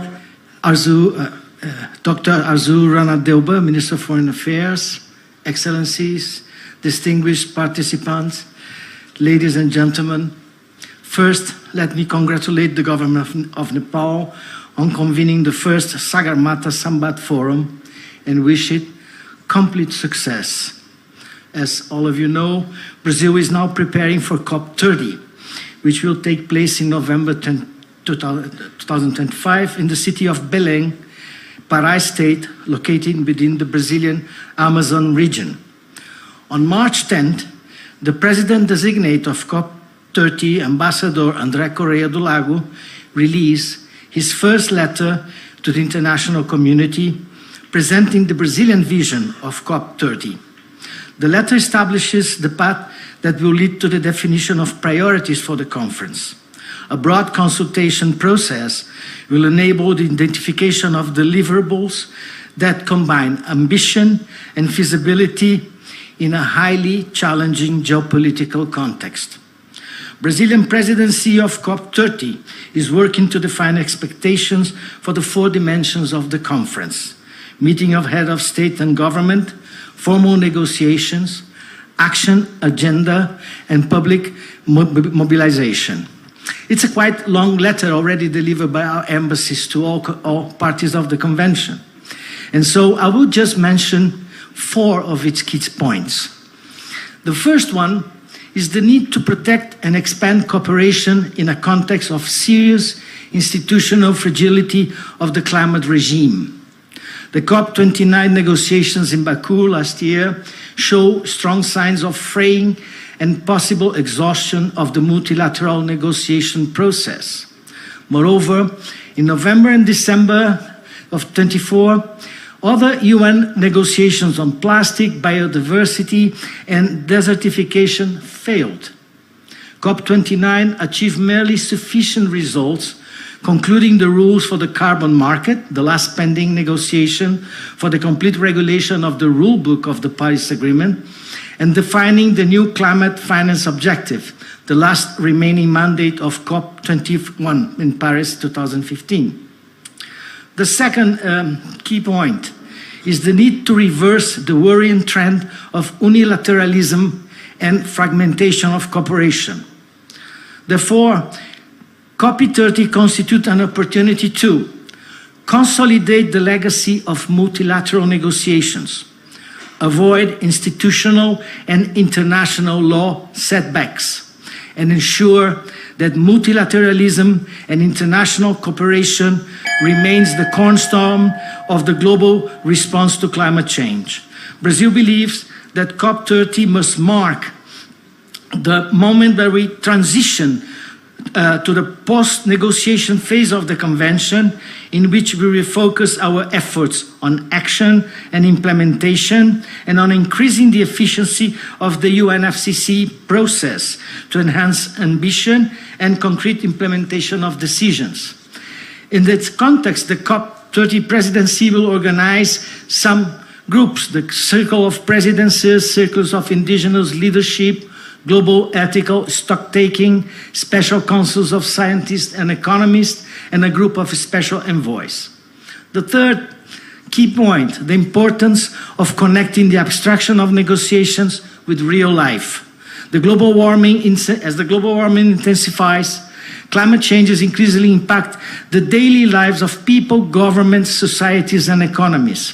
A collective effort should reinforce precisely the centrality of climate action and put promises into practice. Accelerating the implementation of the Paris Agreement that depends on coordination and structural adjustment beyond the Convention of Climate Change. The Paris Agreement is working, but not fast enough. Accelerating and scaling results depends on the size of actions that go far beyond the Climate Convention, including levers for the broad and rapid dissemination of financial, technological, and capacity-building resources, as well as structural change in international governance and financial system, especially to increase fiscal space and reduce the cost of capital in developing countries. But Brazil hopes that the COP30 will leave a legacy of a granary of solutions in the areas of forest, mountains, energy, transportation, cities, agriculture, and livestock, as well as fair transition and reductions in inequalities in bioeconomy and digital technologies. We also hope that the COP30 will be a showcase and a platform for attracting international resources for government policies and investment plans. On the 8th May, the Ambassador Correa do Lago sent a second letter that focused especially on plans for global mobilization process. Well, as if you let me, Minister, as a Brazil representative in this dialogue, I hope that the results of the sagarmatha sambaad will provide Nepal with relevant ideas, elements, proposals to contribute substantively to the efforts and concrete results that we all expect from COP30. But for that, I would like to emphasize the importance of all the delegations attending COP30 coming with ample and flexible mandates to reach consensus on concrete actions and new ambitions, as we need them to cope with the climate change challenges we are facing. Thank you very much. Thank you, Excellency.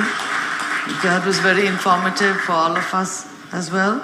Next, I would like to request Excellency Ms. Noha Hamdi Ahmed Al Jibali, Ambassador of Arab Republic of Egypt, for the statement.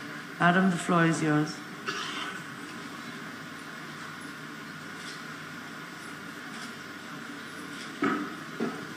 Her statement will be followed by Oman. Honorable Dr. Arzu Rana Duba, Minister of Foreign Affairs of Nepal, Honorable Mr. Ain Bahadur Shahi Takuri, Minister of Forest and Environment of Nepal, Honorable Ministers, distinguished guests, Excellencies, ladies and gentlemen, Namaste and warm greetings. It is a great honor for me to be here today to address the first edition of the Sagarmatha Sambaad, a timely and visionary initiative by the government of Nepal. Held in the shadow of the majestic Sagarmatha, Mount Everest, this dialogue not only represents symbolic significance, but also practical urgency. It reminds us all that our highest mountains are not distant peaks, but vital guardians of ecosystems, biodiversity, water security, and ultimately human survival. Egypt commends Nepal for convening this multi-stakeholder dialogue at such a critical juncture in our collective climate journey. Despite being a country whose terrain is predominantly plain, Egypt recognized the ecological, societal, and climatic significance of the mountainous regions, both in our own territory and globally. Mountains play an outsized role in local climate regulation, groundwater recharge, and biodiversity preservation. These are all essential to the national strategy for climate adaptation, and their protection is integral to sustainable development. Ladies and gentlemen, Egypt had the honor of hosting COP27 back in 2022. COP27 was a historic milestone in the global climate process. It elevated the voice of the Global South and placed adaptation and climate justice at the heart of the agenda. Perhaps one of the most notable outcomes of COP27 was the establishment of the Loss and Damage Fund, a long-awaited mechanism aimed at supporting vulnerable countries suffering the devastating consequences of climate change. This was a collective triumph born from years of advocacy by developing nations, including mountain countries like Nepal, who face rising temperatures, glacial retreat, and water insecurity at an alarming pace. COP27 also resulted in the launch of the Sharm el-Sheikh Adaptation Agenda, a comprehensive initiative to accelerate resilience building across food systems, water resources, and infrastructures, areas critical to mountainous regions. Today, as we gather here in Kathmandu, Egypt reaffirms its full understanding of the environmental, social, and economic significance of mountains to Nepal, one of the countries most affected by climate change in high-altitude zones. We fully support Nepal's efforts to protect its unique mountain ecosystems and enhance the resilience of local communities, especially in light of all the climate challenges. Egypt strongly supports the integration of mountain issues into global adaptation frameworks, including the Paris Agreement and the UN 2030 Agenda for Sustainable Development, particularly Goal 13, Climate Action, and Goal 15, Life on Land. It is imperative that fragile mountain areas in developing countries receive targeted financial and technical support. Climate finance has to be made more accessible and equitable, and a larger share must be directed towards adaptation, especially where vulnerability is greatest. Ladies and gentlemen, the mountains, like the oceans and forests, are part of the interconnected systems that sustain life on Earth, but their voices have long been subdued in international fora. The Sagarmatha Sambaad, I believe, will help change that. Thank you very much. Thank you, Excellency.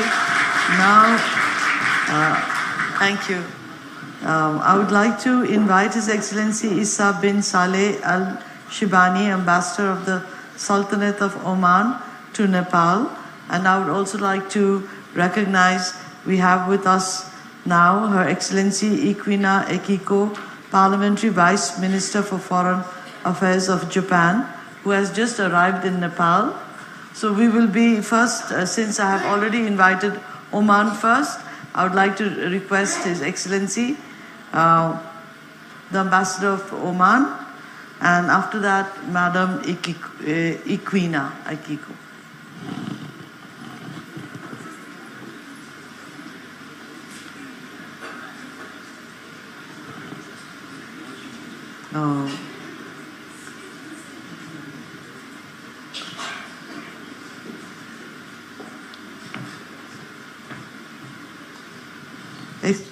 The floor. Excellency Foreign Minister, distinguished delegates, good afternoon. Thank you very much for the invitation. I convey the greetings of our Foreign Minister, who unfortunately couldn't be here to participate in this very important forum. For us is where I haven't really prepared a speech, but I think we do support the initiative of Nepal in terms of the importance of protecting the environment and also the mountains in a way that will help to mitigate really the diverse effect that this has caused on the climate change. We have had a very active participation in COP27 and COP28, and I hope that will continue in support of these initiatives. We do have as well participants from Oman who have a mountaineer who have really climbed to the top of the Everest mountains, and where in some of our discussions we see that, I think where we don't touch on the importance of how these sports could really play a role in terms of bringing that much of awareness of how the issue of protecting mountains and climate change really play a great role in the initiative itself. I thank you again, Foreign Minister, for this opportunity and wish you all success for this summit. Thank you. Excellency. And now I have the pleasure to invite Her Excellency Ikwina Akiko, Parliamentary Vice Minister of Foreign Affairs of Japan, for her statement. Thank you.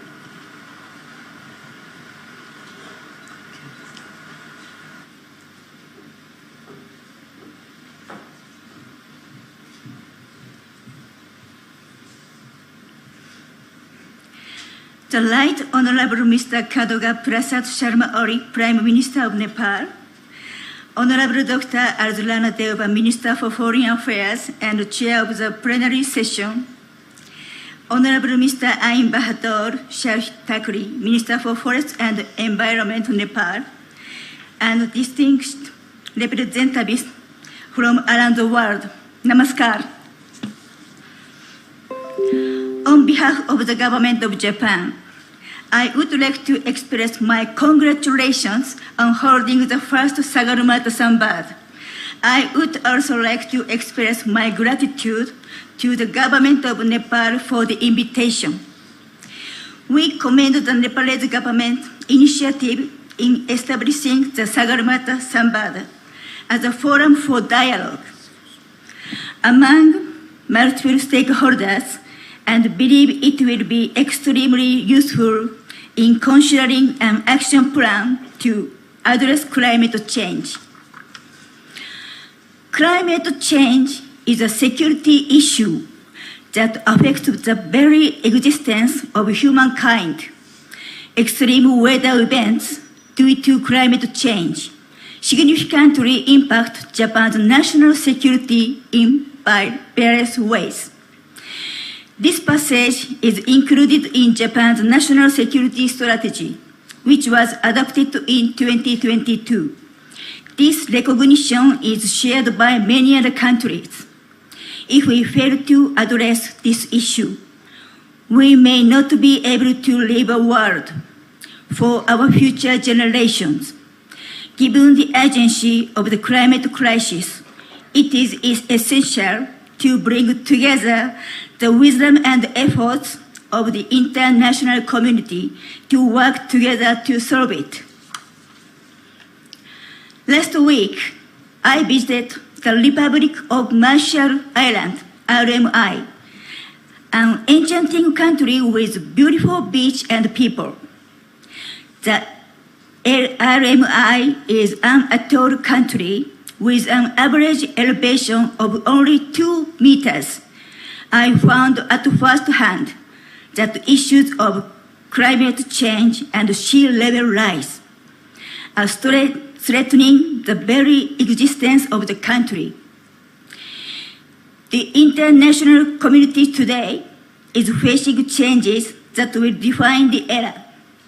Amid shifting power balances and intensifying geopolitical competition, divisions within the international community are becoming even more serious.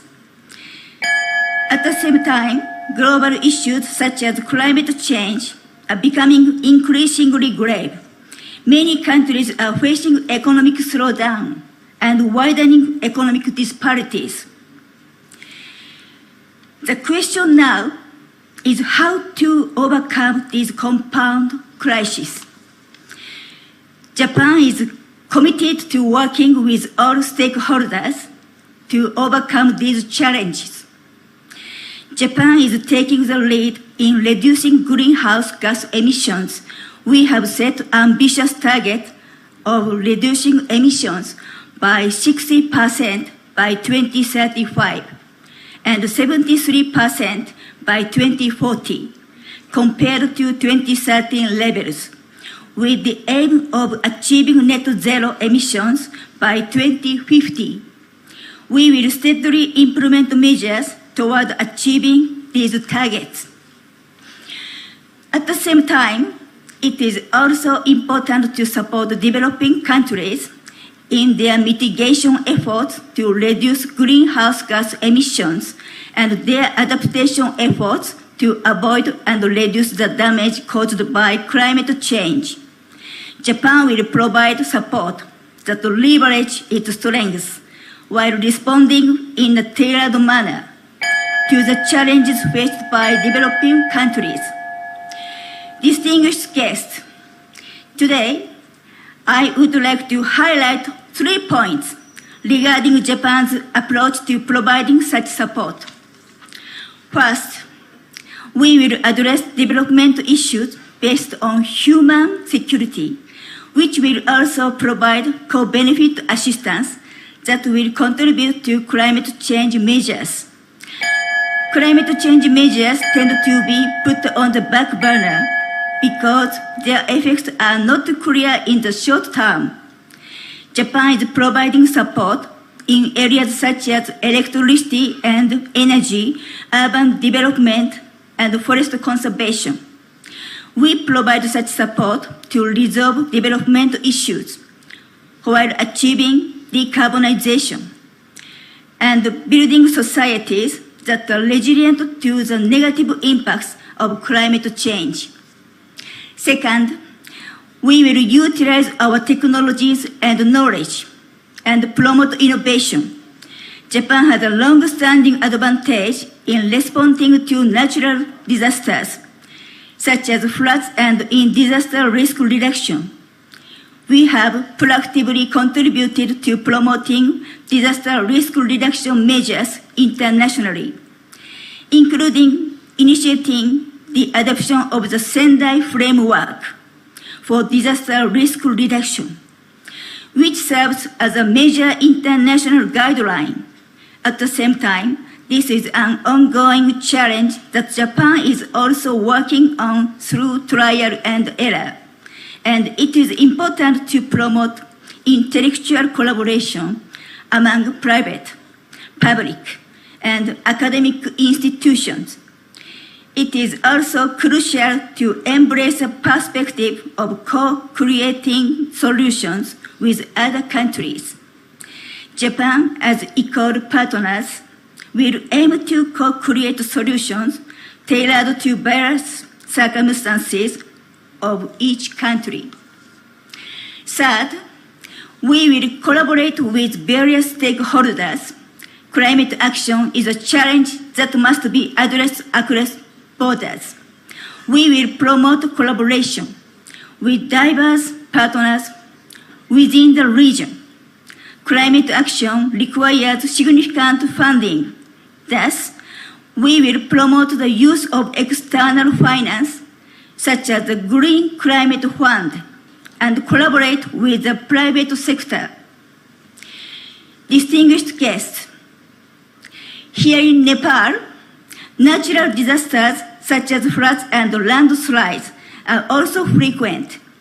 Protecting the rich forests that are the source of livelihood and income for the people of Nepal from flood damage remains an urgent task.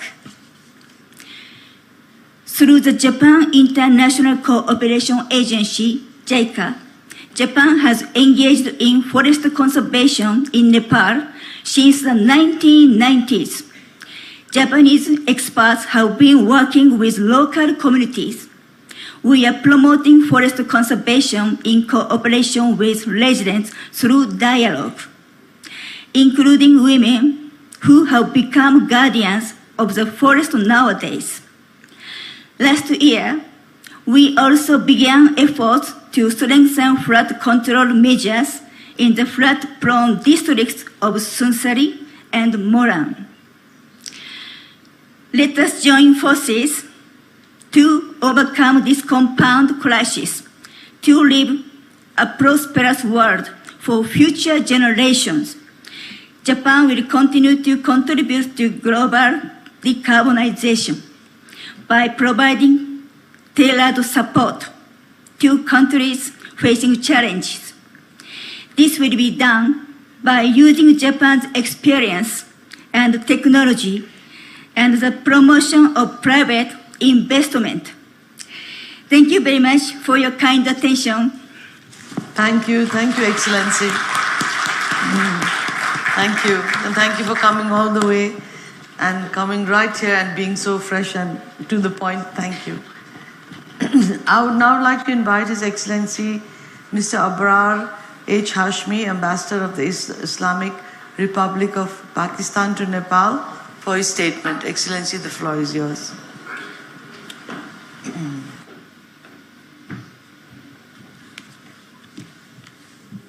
Honorable Chair,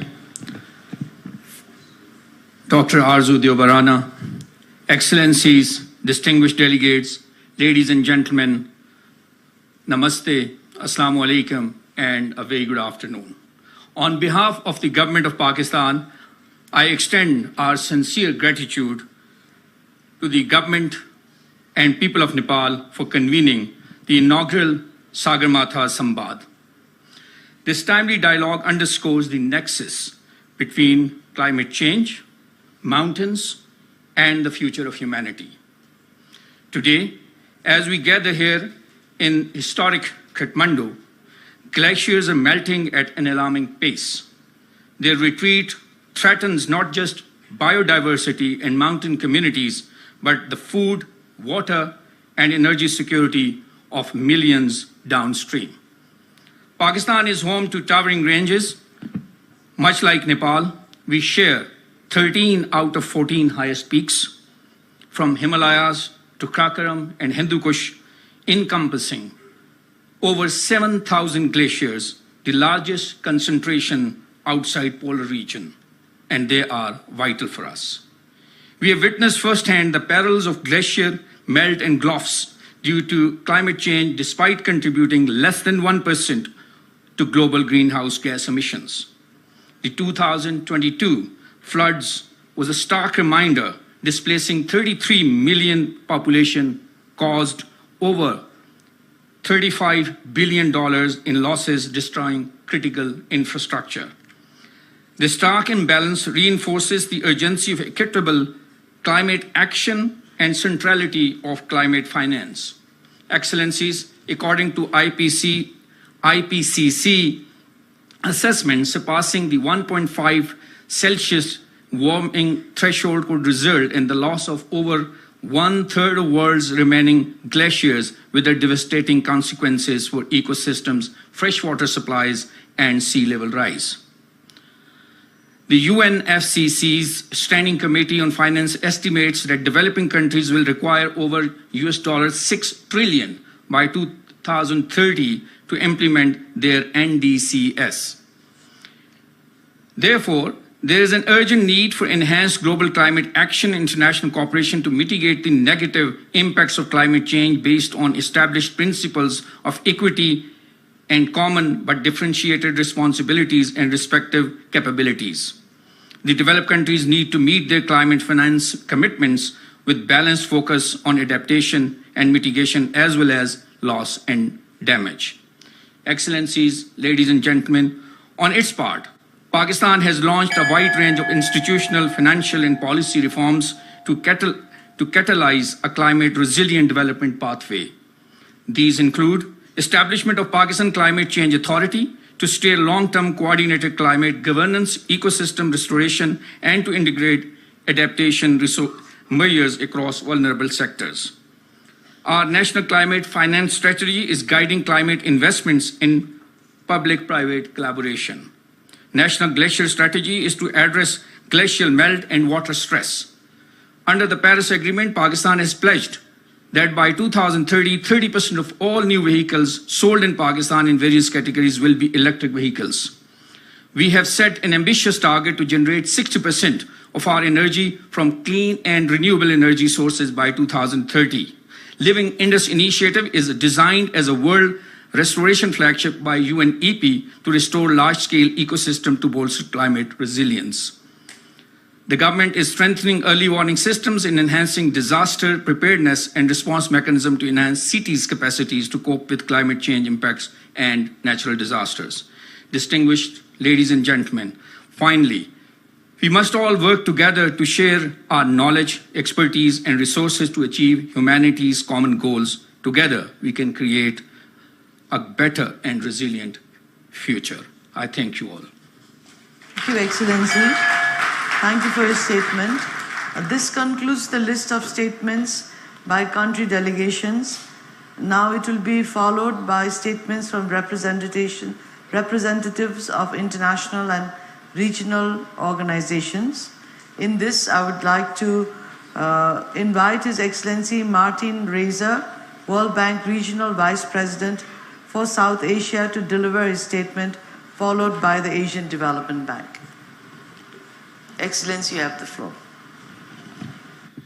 Thank you very much, Honorable Minister of Foreign Affairs, Dr. Arzu Deuba.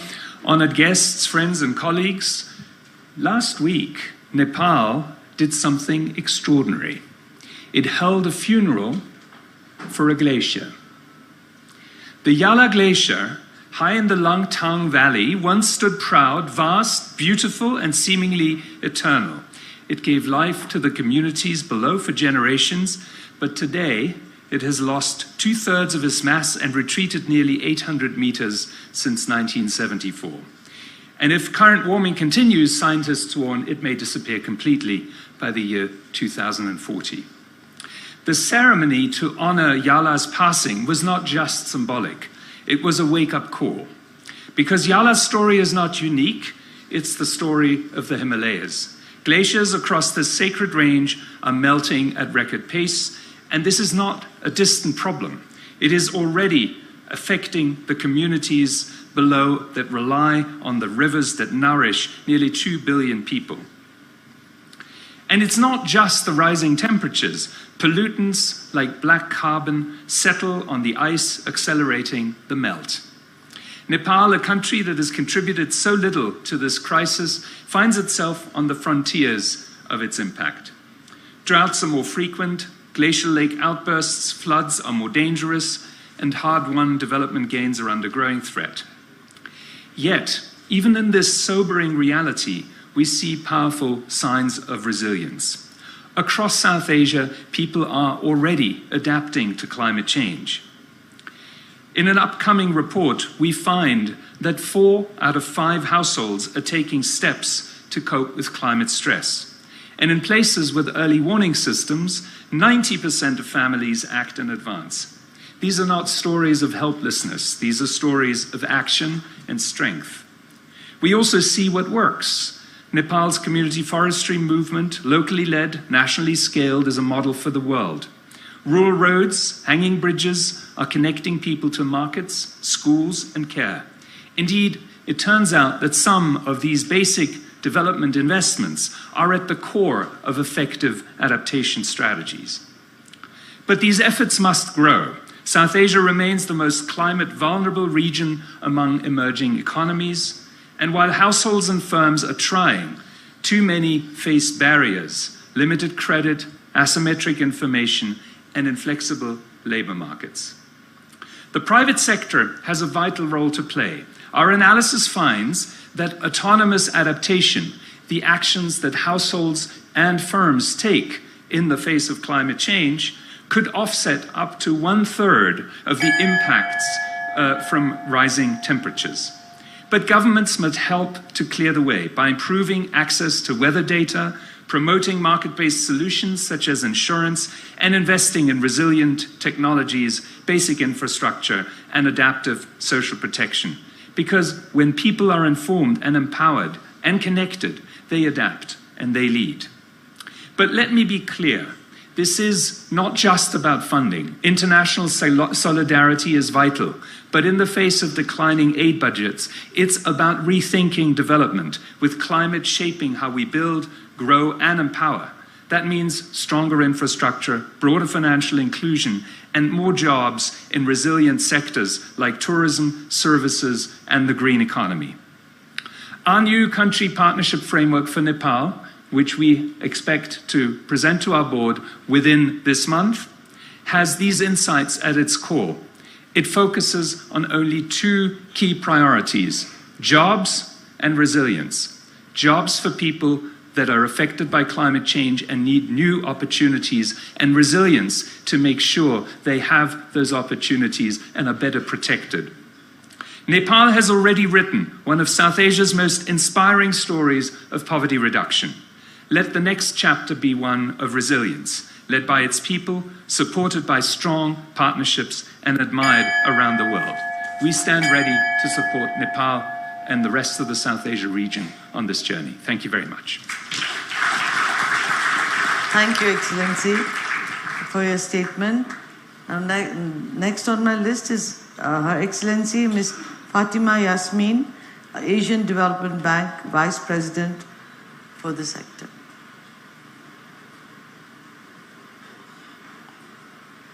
Her statement will be followed by SARC.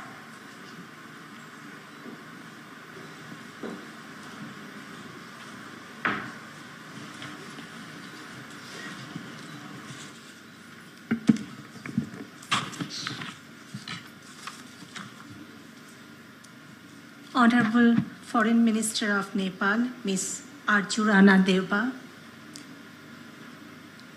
Excellencies, distinguished participants, ladies and gentlemen, a good afternoon to you all. It is my privilege to speak at this inaugural session of Sagarmatha Sambaad. I would like to extend my heartfelt congratulations to the government of Nepal for hosting this event on climate change, mountains, and future of humanity. The majestic ranges of Hindu Kush Himalayas, Pamir, and Tian Shan have long shaped the culture, spiritual, and ecological identity of Asia. For the people of this region and beyond, mountains are not just an awe-inspiring landscapes. They are also sacred places, vital ecosystem, and essential sources of livelihoods. Yes, these mountains are now at the front line of the climate change crisis.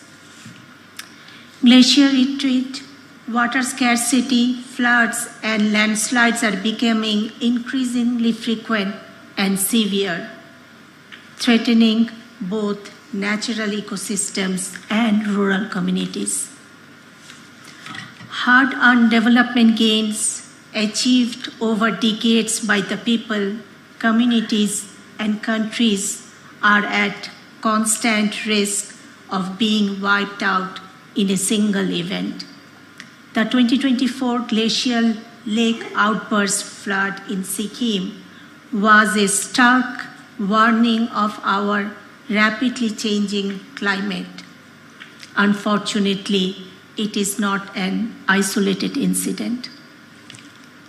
What happened in the highlands inevitably cascades down to the lowlands, farther downstream in the deltas, such as the one where I come from. Sea level rise, floods, and typhoons present parallel risks. This is a shared crisis that demands coordinated actions requiring regional cooperation and long-term resilience planning. ADB's midterm review of Strategy 2030 identified 5 focus areas that will guide our work moving forward. Climate action is one of them, along with others. As of December 2024, ADB's cumulative climate finance commitment stood at $41.9 billion against our target of $100 billion by 2030. This significant investment reflects ADB's deepening commitment to addressing multi-hazard risk in our region. Let me quickly share a relevant example from Nepal. ADB's Building Adaptation and Resilience in the Hindu Kush Himalayas Technical Assistance Project aims to enhance the understanding of multi-hazard risks and strengthen regional cooperation and climate resilience across the fragile mountain ecosystem of the Hindu Kush Himalayan region. It supports countries in developing adaptive strategies to address growing climate and disaster risks to critical infrastructure and enhancing transboundary collaboration. Climate change does not recognize borders, and neither should our commitments and actions. The future of Asia depends on a useful response grounded in science, unified policies, equity, and innovation. ADB stands ready to support transformative action through regional cooperation, green technologies, and resilient infrastructure. Thank you very much. Thank you, Excellency, and thank you, ADB, for making this whole event a success. I would now like to request His Excellency Muhammad Ghulam Sarwar, Secretary General of SAARC, to deliver a statement, followed by BIMSTEC.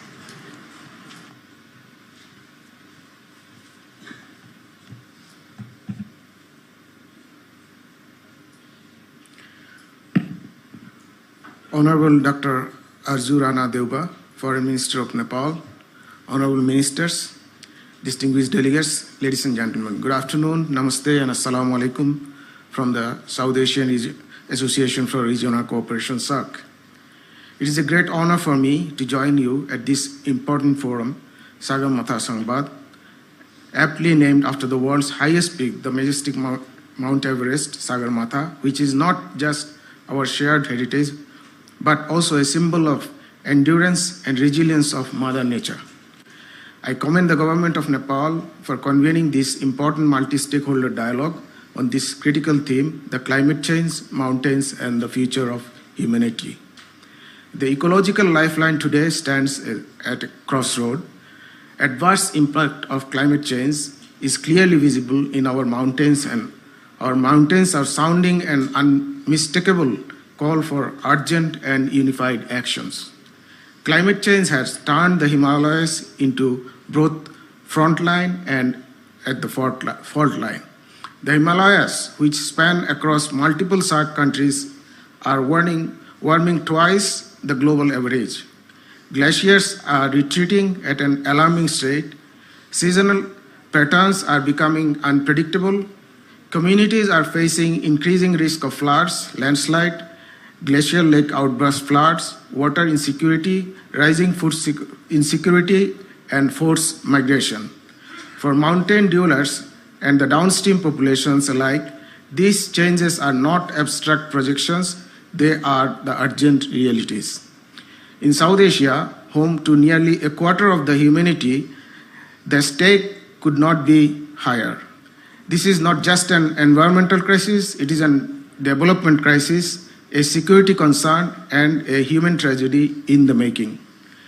As we confront this growing crisis, I firmly believe that the road to sustainability must be built both on regional cooperation and global solidarity. The shared nature of our geography and the interconnectedness of our climate demands shared responsibility and concerted action at various levels.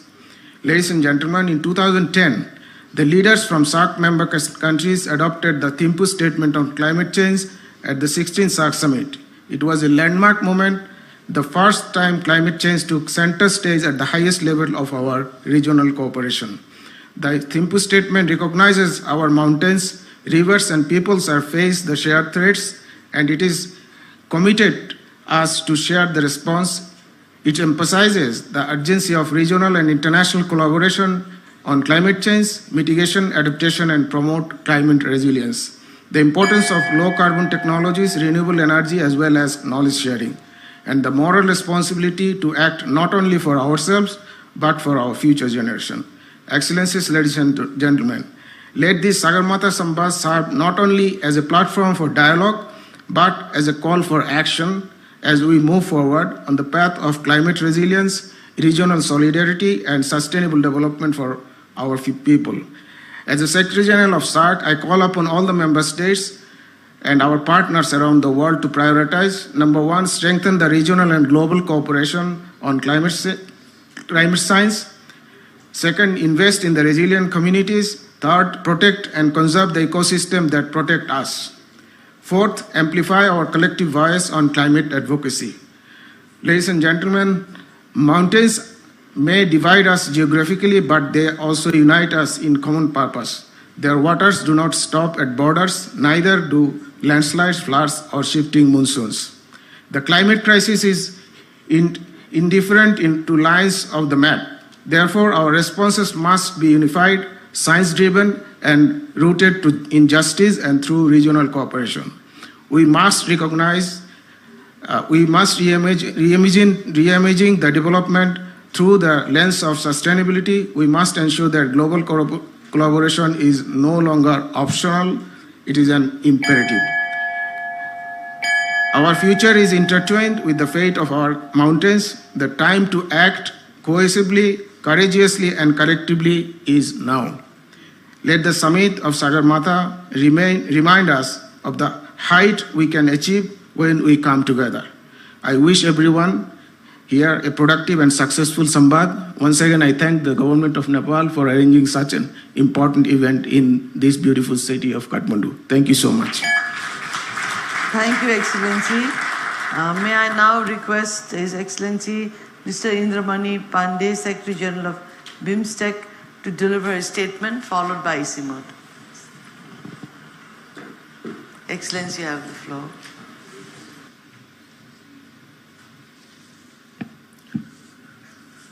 Manani Dr. Arju Rana Deuba, Honorable Foreign Minister of Nepal, Honorable Minister for Forest and Environment of Nepal, Excellencies, distinguished participants, Namaskar, a very good afternoon to you all. I am honored to represent BIMSTEC at the inaugural Sagarmatha Sambaad. I congratulate and commend the government of Nepal for convening this Sambaad. The speakers before me have already spoken about the threats and the challenges we face due to climate change. They have also called for concerted national, regional, and global action. A number of concrete proposals have been made. I will therefore focus on the initiatives taken by BIMSTEC to deal with climate change and related issues. As you are aware, BIMSTEC was founded in June 1997 and has been in existence for almost 28 years. It brings together 7 countries of region: Bangladesh, Bhutan, India, Myanmar, Nepal, Sri Lanka, and Thailand. It has on its agenda 17 sectors for cooperation, and the permanent secretariat of BIMSTEC is located in Dhaka, which anchors all its activities. BIMSTEC has its own charter and well-established decision-making mechanisms, and it operates on the principle of consensus. It enjoys the requisite political support of all its members, focuses on technical and economic cooperation, and stays away from divisive political issues. The recently concluded 6th BIMSTEC summit in Bangkok imparted a huge impetus to regional cooperation in Bay of Bengal. Apart from the adoption of summit declaration, our leaders also adopted a BIMSTEC Bangkok Vision 2030, the first vision of BIMSTEC of its kind. Environment and climate change has been a key priority for regional cooperation under BIMSTEC. During the 6th summit, leaders endorsed BIMSTEC Plan of Action for Environment and Climate Change, which focuses on 3 key areas: biodiversity, waste management, and climate change. Recognizing the vital need for regional cooperation to protect delicate ecosystem of mountains, mountain economy has also been identified as a sector for collaboration within BIMSTEC. An intergovernmental expert group on mountain economy has already finalized a plan of action on mountain economy, which outlines key priorities including enhanced connectivity, clean energy promotion, ecosystem and environment protection, and development of green tourism and sustainable livelihoods. In order to deal with the challenges of global warming, the BIMSTEC member states have also prioritized transition to green energy. BIMSTEC has adopted a plan of action for energy cooperation, and a memorandum of understanding for BIMSTEC grid interconnection. Several dedicated BIMSTEC centers further support our regional climate actions. The BIMSTEC Center for Weather and Climate provides critical weather forecasts and early warning services, and the BIMSTEC Energy Center is mandated to promote cooperation in renewable energy and energy efficiency. The BIMSTEC Expert Group on Disaster Management is currently engaged in finalizing a plan of action to improve preparedness and coordination for responding to natural disasters in the Bay of Bengal region. A Himalayan Science Council is being set up. Further, the BIMSTEC Secretariat is actively pursuing partnerships with the international and regional organizations which are engaged in global and regional climate action with a view to leveraging their knowledge, resources, expertise, and programs for enhancing regional cooperation under BIMSTEC for climate action. In conclusion, I would like to reiterate that BIMSTEC offers an inclusive and effective platform to promote regional cooperation in environment and climate change, green energy transition, disaster management, and other climate change-related challenges in Bay of Bengal region. BIMSTEC member states are committed to forging meaningful partnerships and advancing tangible action to ensure a sustainable and climate-resilient future for Bay of Bengal region. I thank you for your kind attention. Namaskar. Thank you, Excellency. I would now like to request Mr. Pema Gabzo, Director General of ECMOD, to deliver his statement. Excellency, the floor is yours.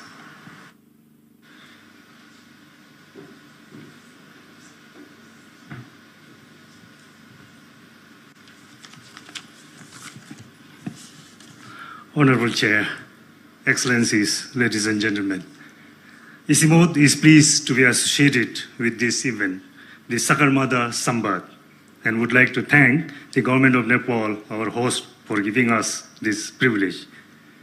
Let me join all other previous speakers to convey our sincere appreciation to the people and Government of Nepal for hosting this flagship event. Honorable Chair, as the last speaker, I have the privilege of choosing what to speak and leaving out what I don't need to repeat. So I also hope that the alarm bell, the warning bell doesn't apply for me as I am the last speaker. So we have heard all the major issues and what we need to do. So from my own perspective, from my own understanding of what has been said all along, I would like to summarize my statements under 3 sections. The first is a set of facts that everybody seems to talk about and all of us acknowledge. The first of this fact is that the world is facing the triple planetary crisis of climate change, biodiversity loss, and air pollution. Second, that these crises are mutually reinforcing, and also interconnected, and they affect everyone. Third fact, that the mountain regions are highly exposed to the impacts of climate change and facing existential threats. Fourth, what happens in the mountains matter and impacts the water, food, and energy security of millions of people living both within and beyond in the downstream river basins. Fifth and the last, that 1.5 degrees Celsius is just too hot for the mountains, and we need to take urgent actions now. So, what I have seen is that we know enough to act, at least by those of us living on this planet, and the science is clear. So what is stopping us from taking actions to save our planet and secure the future of life on Earth, including ourselves?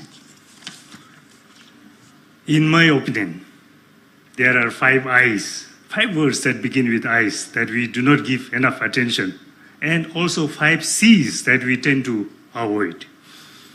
In all our gatherings, we have heard conversations around these 5 I's. First is information. In our quest for more information, more evidence, more data, we conveniently do not make use of what we already have and we do not share. While research should continue and efforts to enhance scientific knowledge should be increased, we need to make effective use of what we already know. Second is institutions. We have enough institutions around the world, nationally, regionally, globally. Third is instruments. We have so many legal, policy, and regulatory instruments to prevent and mitigate planetary crises, from bylaws at the local levels to international conventions and treaties. The fourth is innovations. Again, one of the common excuses we hear is that we do not have enough innovation, enough technology, enough knowledge. But I think we have to make use of all the innovations that already exist. We simply cannot wait for artificial intelligence to come up with the magic solution for our problems. Fifth and the last is investments. Again, if we check the books on our expenditures made on sustainable development, made on environment, made on climate mitigation and adaptation, we will be surprised. Enough investments have been made, but were they made in the right place, in the right time, in the right, in the places where it is most needed and used effectively? I don't think so. Now, let me touch on the 5 C's. We lack communication. While we talk about communication all the time, I don't think we are talking in the same language. So there still exists this gap in communication. We need to improve on that. Second, coordination. How many of us in these rooms, regional, institutional, international institutions and organizations, can claim that we have enough coordination? I think we need to enhance our coordination at every level. Third is collaboration. Now we have collaboration, but in the spirit of true,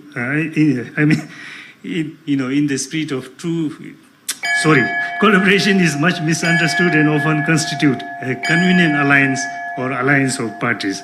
Real collaboration in letter and spirit, that is what I wanted to say, is rare. And I think we need to improve on that. Final C is consistency. We need continuity and coherence. Sometimes we tend to take our interpretation of circular economy quite literally. We start something, halfway through we change and come back, and I think that should not happen. The last one is commitment. Commitment at every level, individual, institutional, national, and international levels. Commitments that can be actionable. So to conclude, let me once again reiterate that we know enough to take actions now, and what we can do today with $1 should not be kept in abeyance, as in the next 5 years or few years, it may cost us many folds more. The wisdom in the ancient proverb, a stitch in time saves 9, is perhaps more relevant now than ever. Excellencies, ladies and gentlemen, at ICIMOD, we are committed to do whatever we can do to support and contribute to the efforts made by our regional member countries and our development partners. We know our limitations, but we also know that with what we know, we can make significant contributions. So our mission ahead is that we must work together to make sure that mountains do not remain as an afterthought in discourses like this. Thank you very much, Excellency. Thank you very much, Pemaji, for your very wise words. He is indeed a practitioner of what we are talking about. And this brings to the conclusion our plenary session for today. I deeply thank all the distinguished speakers for the valuable insights, views and wisdoms expressed in their statements. The views and voices will really count a lot in shaping our way forward, our collective action. I think this has been resonated deeply in the session today, that we have knowledge, we know where we want to go. It is a matter of putting our will together and a commitment of sitting down together and really charting the way forward. And we hope this is going to be a place of departure where not only we speak, but we really act upon what we are saying. So, and the contents of all this will be reflected in the report of the sambaad. I also would like to thank all the distinguished participants assembled in this chamber for patiently listening to all the speakers and to me. I hope the same level of interest and enthusiasm will remain as the sambaad proceeds through various thematic parallel sessions in the coming 3 days. I hope all of you have pursued have read carefully all the program that has been up on the website, because there are going to be many very, very interesting speakers and parallel sessions. So I hope this morning has been worth the while, especially for all our guests who have come from very far to be here with us today. And I would like to invite you all for the lunch after this, and for all the interesting sessions that we are going to have tomorrow. And I think there is going to be a mountain flight that some of you have also signed up to. And of course, I will see you in the in the closing plenary session also. Thank you, namaste, and thank you for being with us today. Thank you very much, Madam Chair, Honorable Foreign Minister Dr. Arzu Rana Deuba.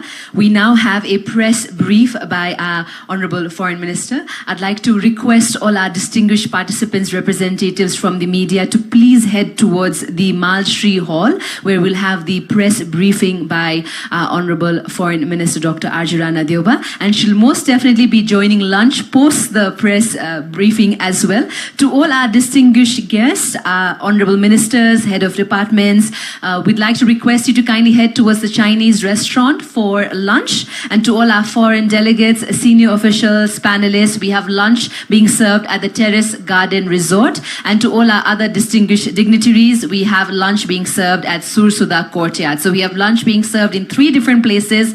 Our volunteers will most definitely help you guide towards the lunch area as well. Thank you one more time.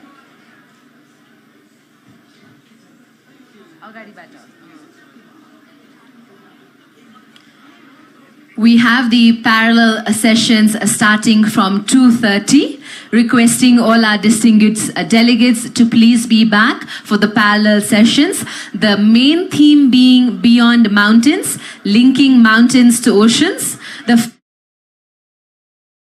of 1.5-degree ambition for preservation of glaciers, and parallel session 2 shall be on connecting highlands to islands, requesting all our distinguished participants to please be back in this very hall for the 2 parallel sessions. One more time, requesting all our distinguished friends from the media to please join us at the Malshri Hall for the press briefing.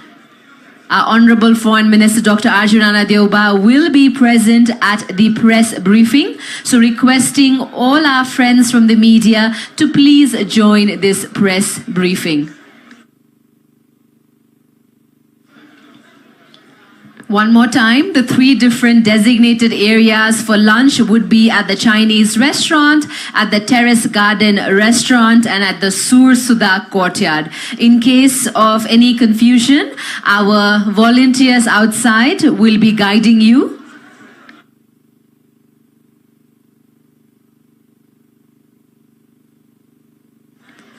Thank you very much, everyone. Please do enjoy lunch, and please be back by 2:30 for the 2 parallel sessions. Thank you all, and have a wonderful afternoon ahead.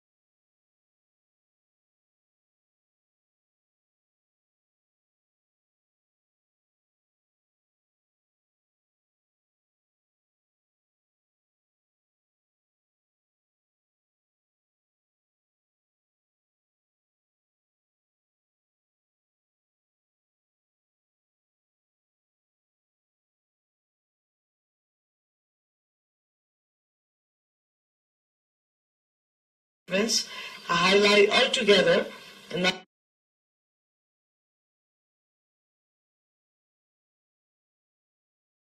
19 delegations delivered their statements highlighting various aspects of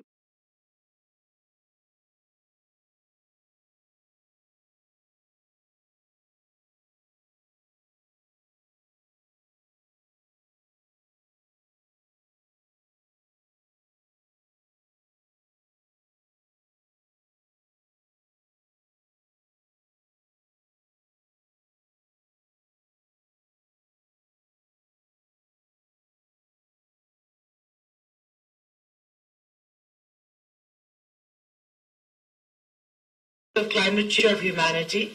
Each delegation will highlight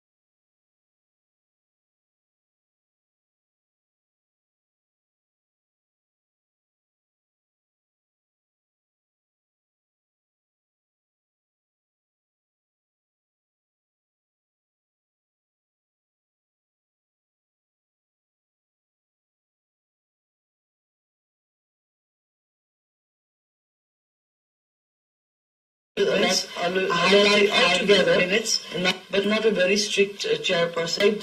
Events, complementary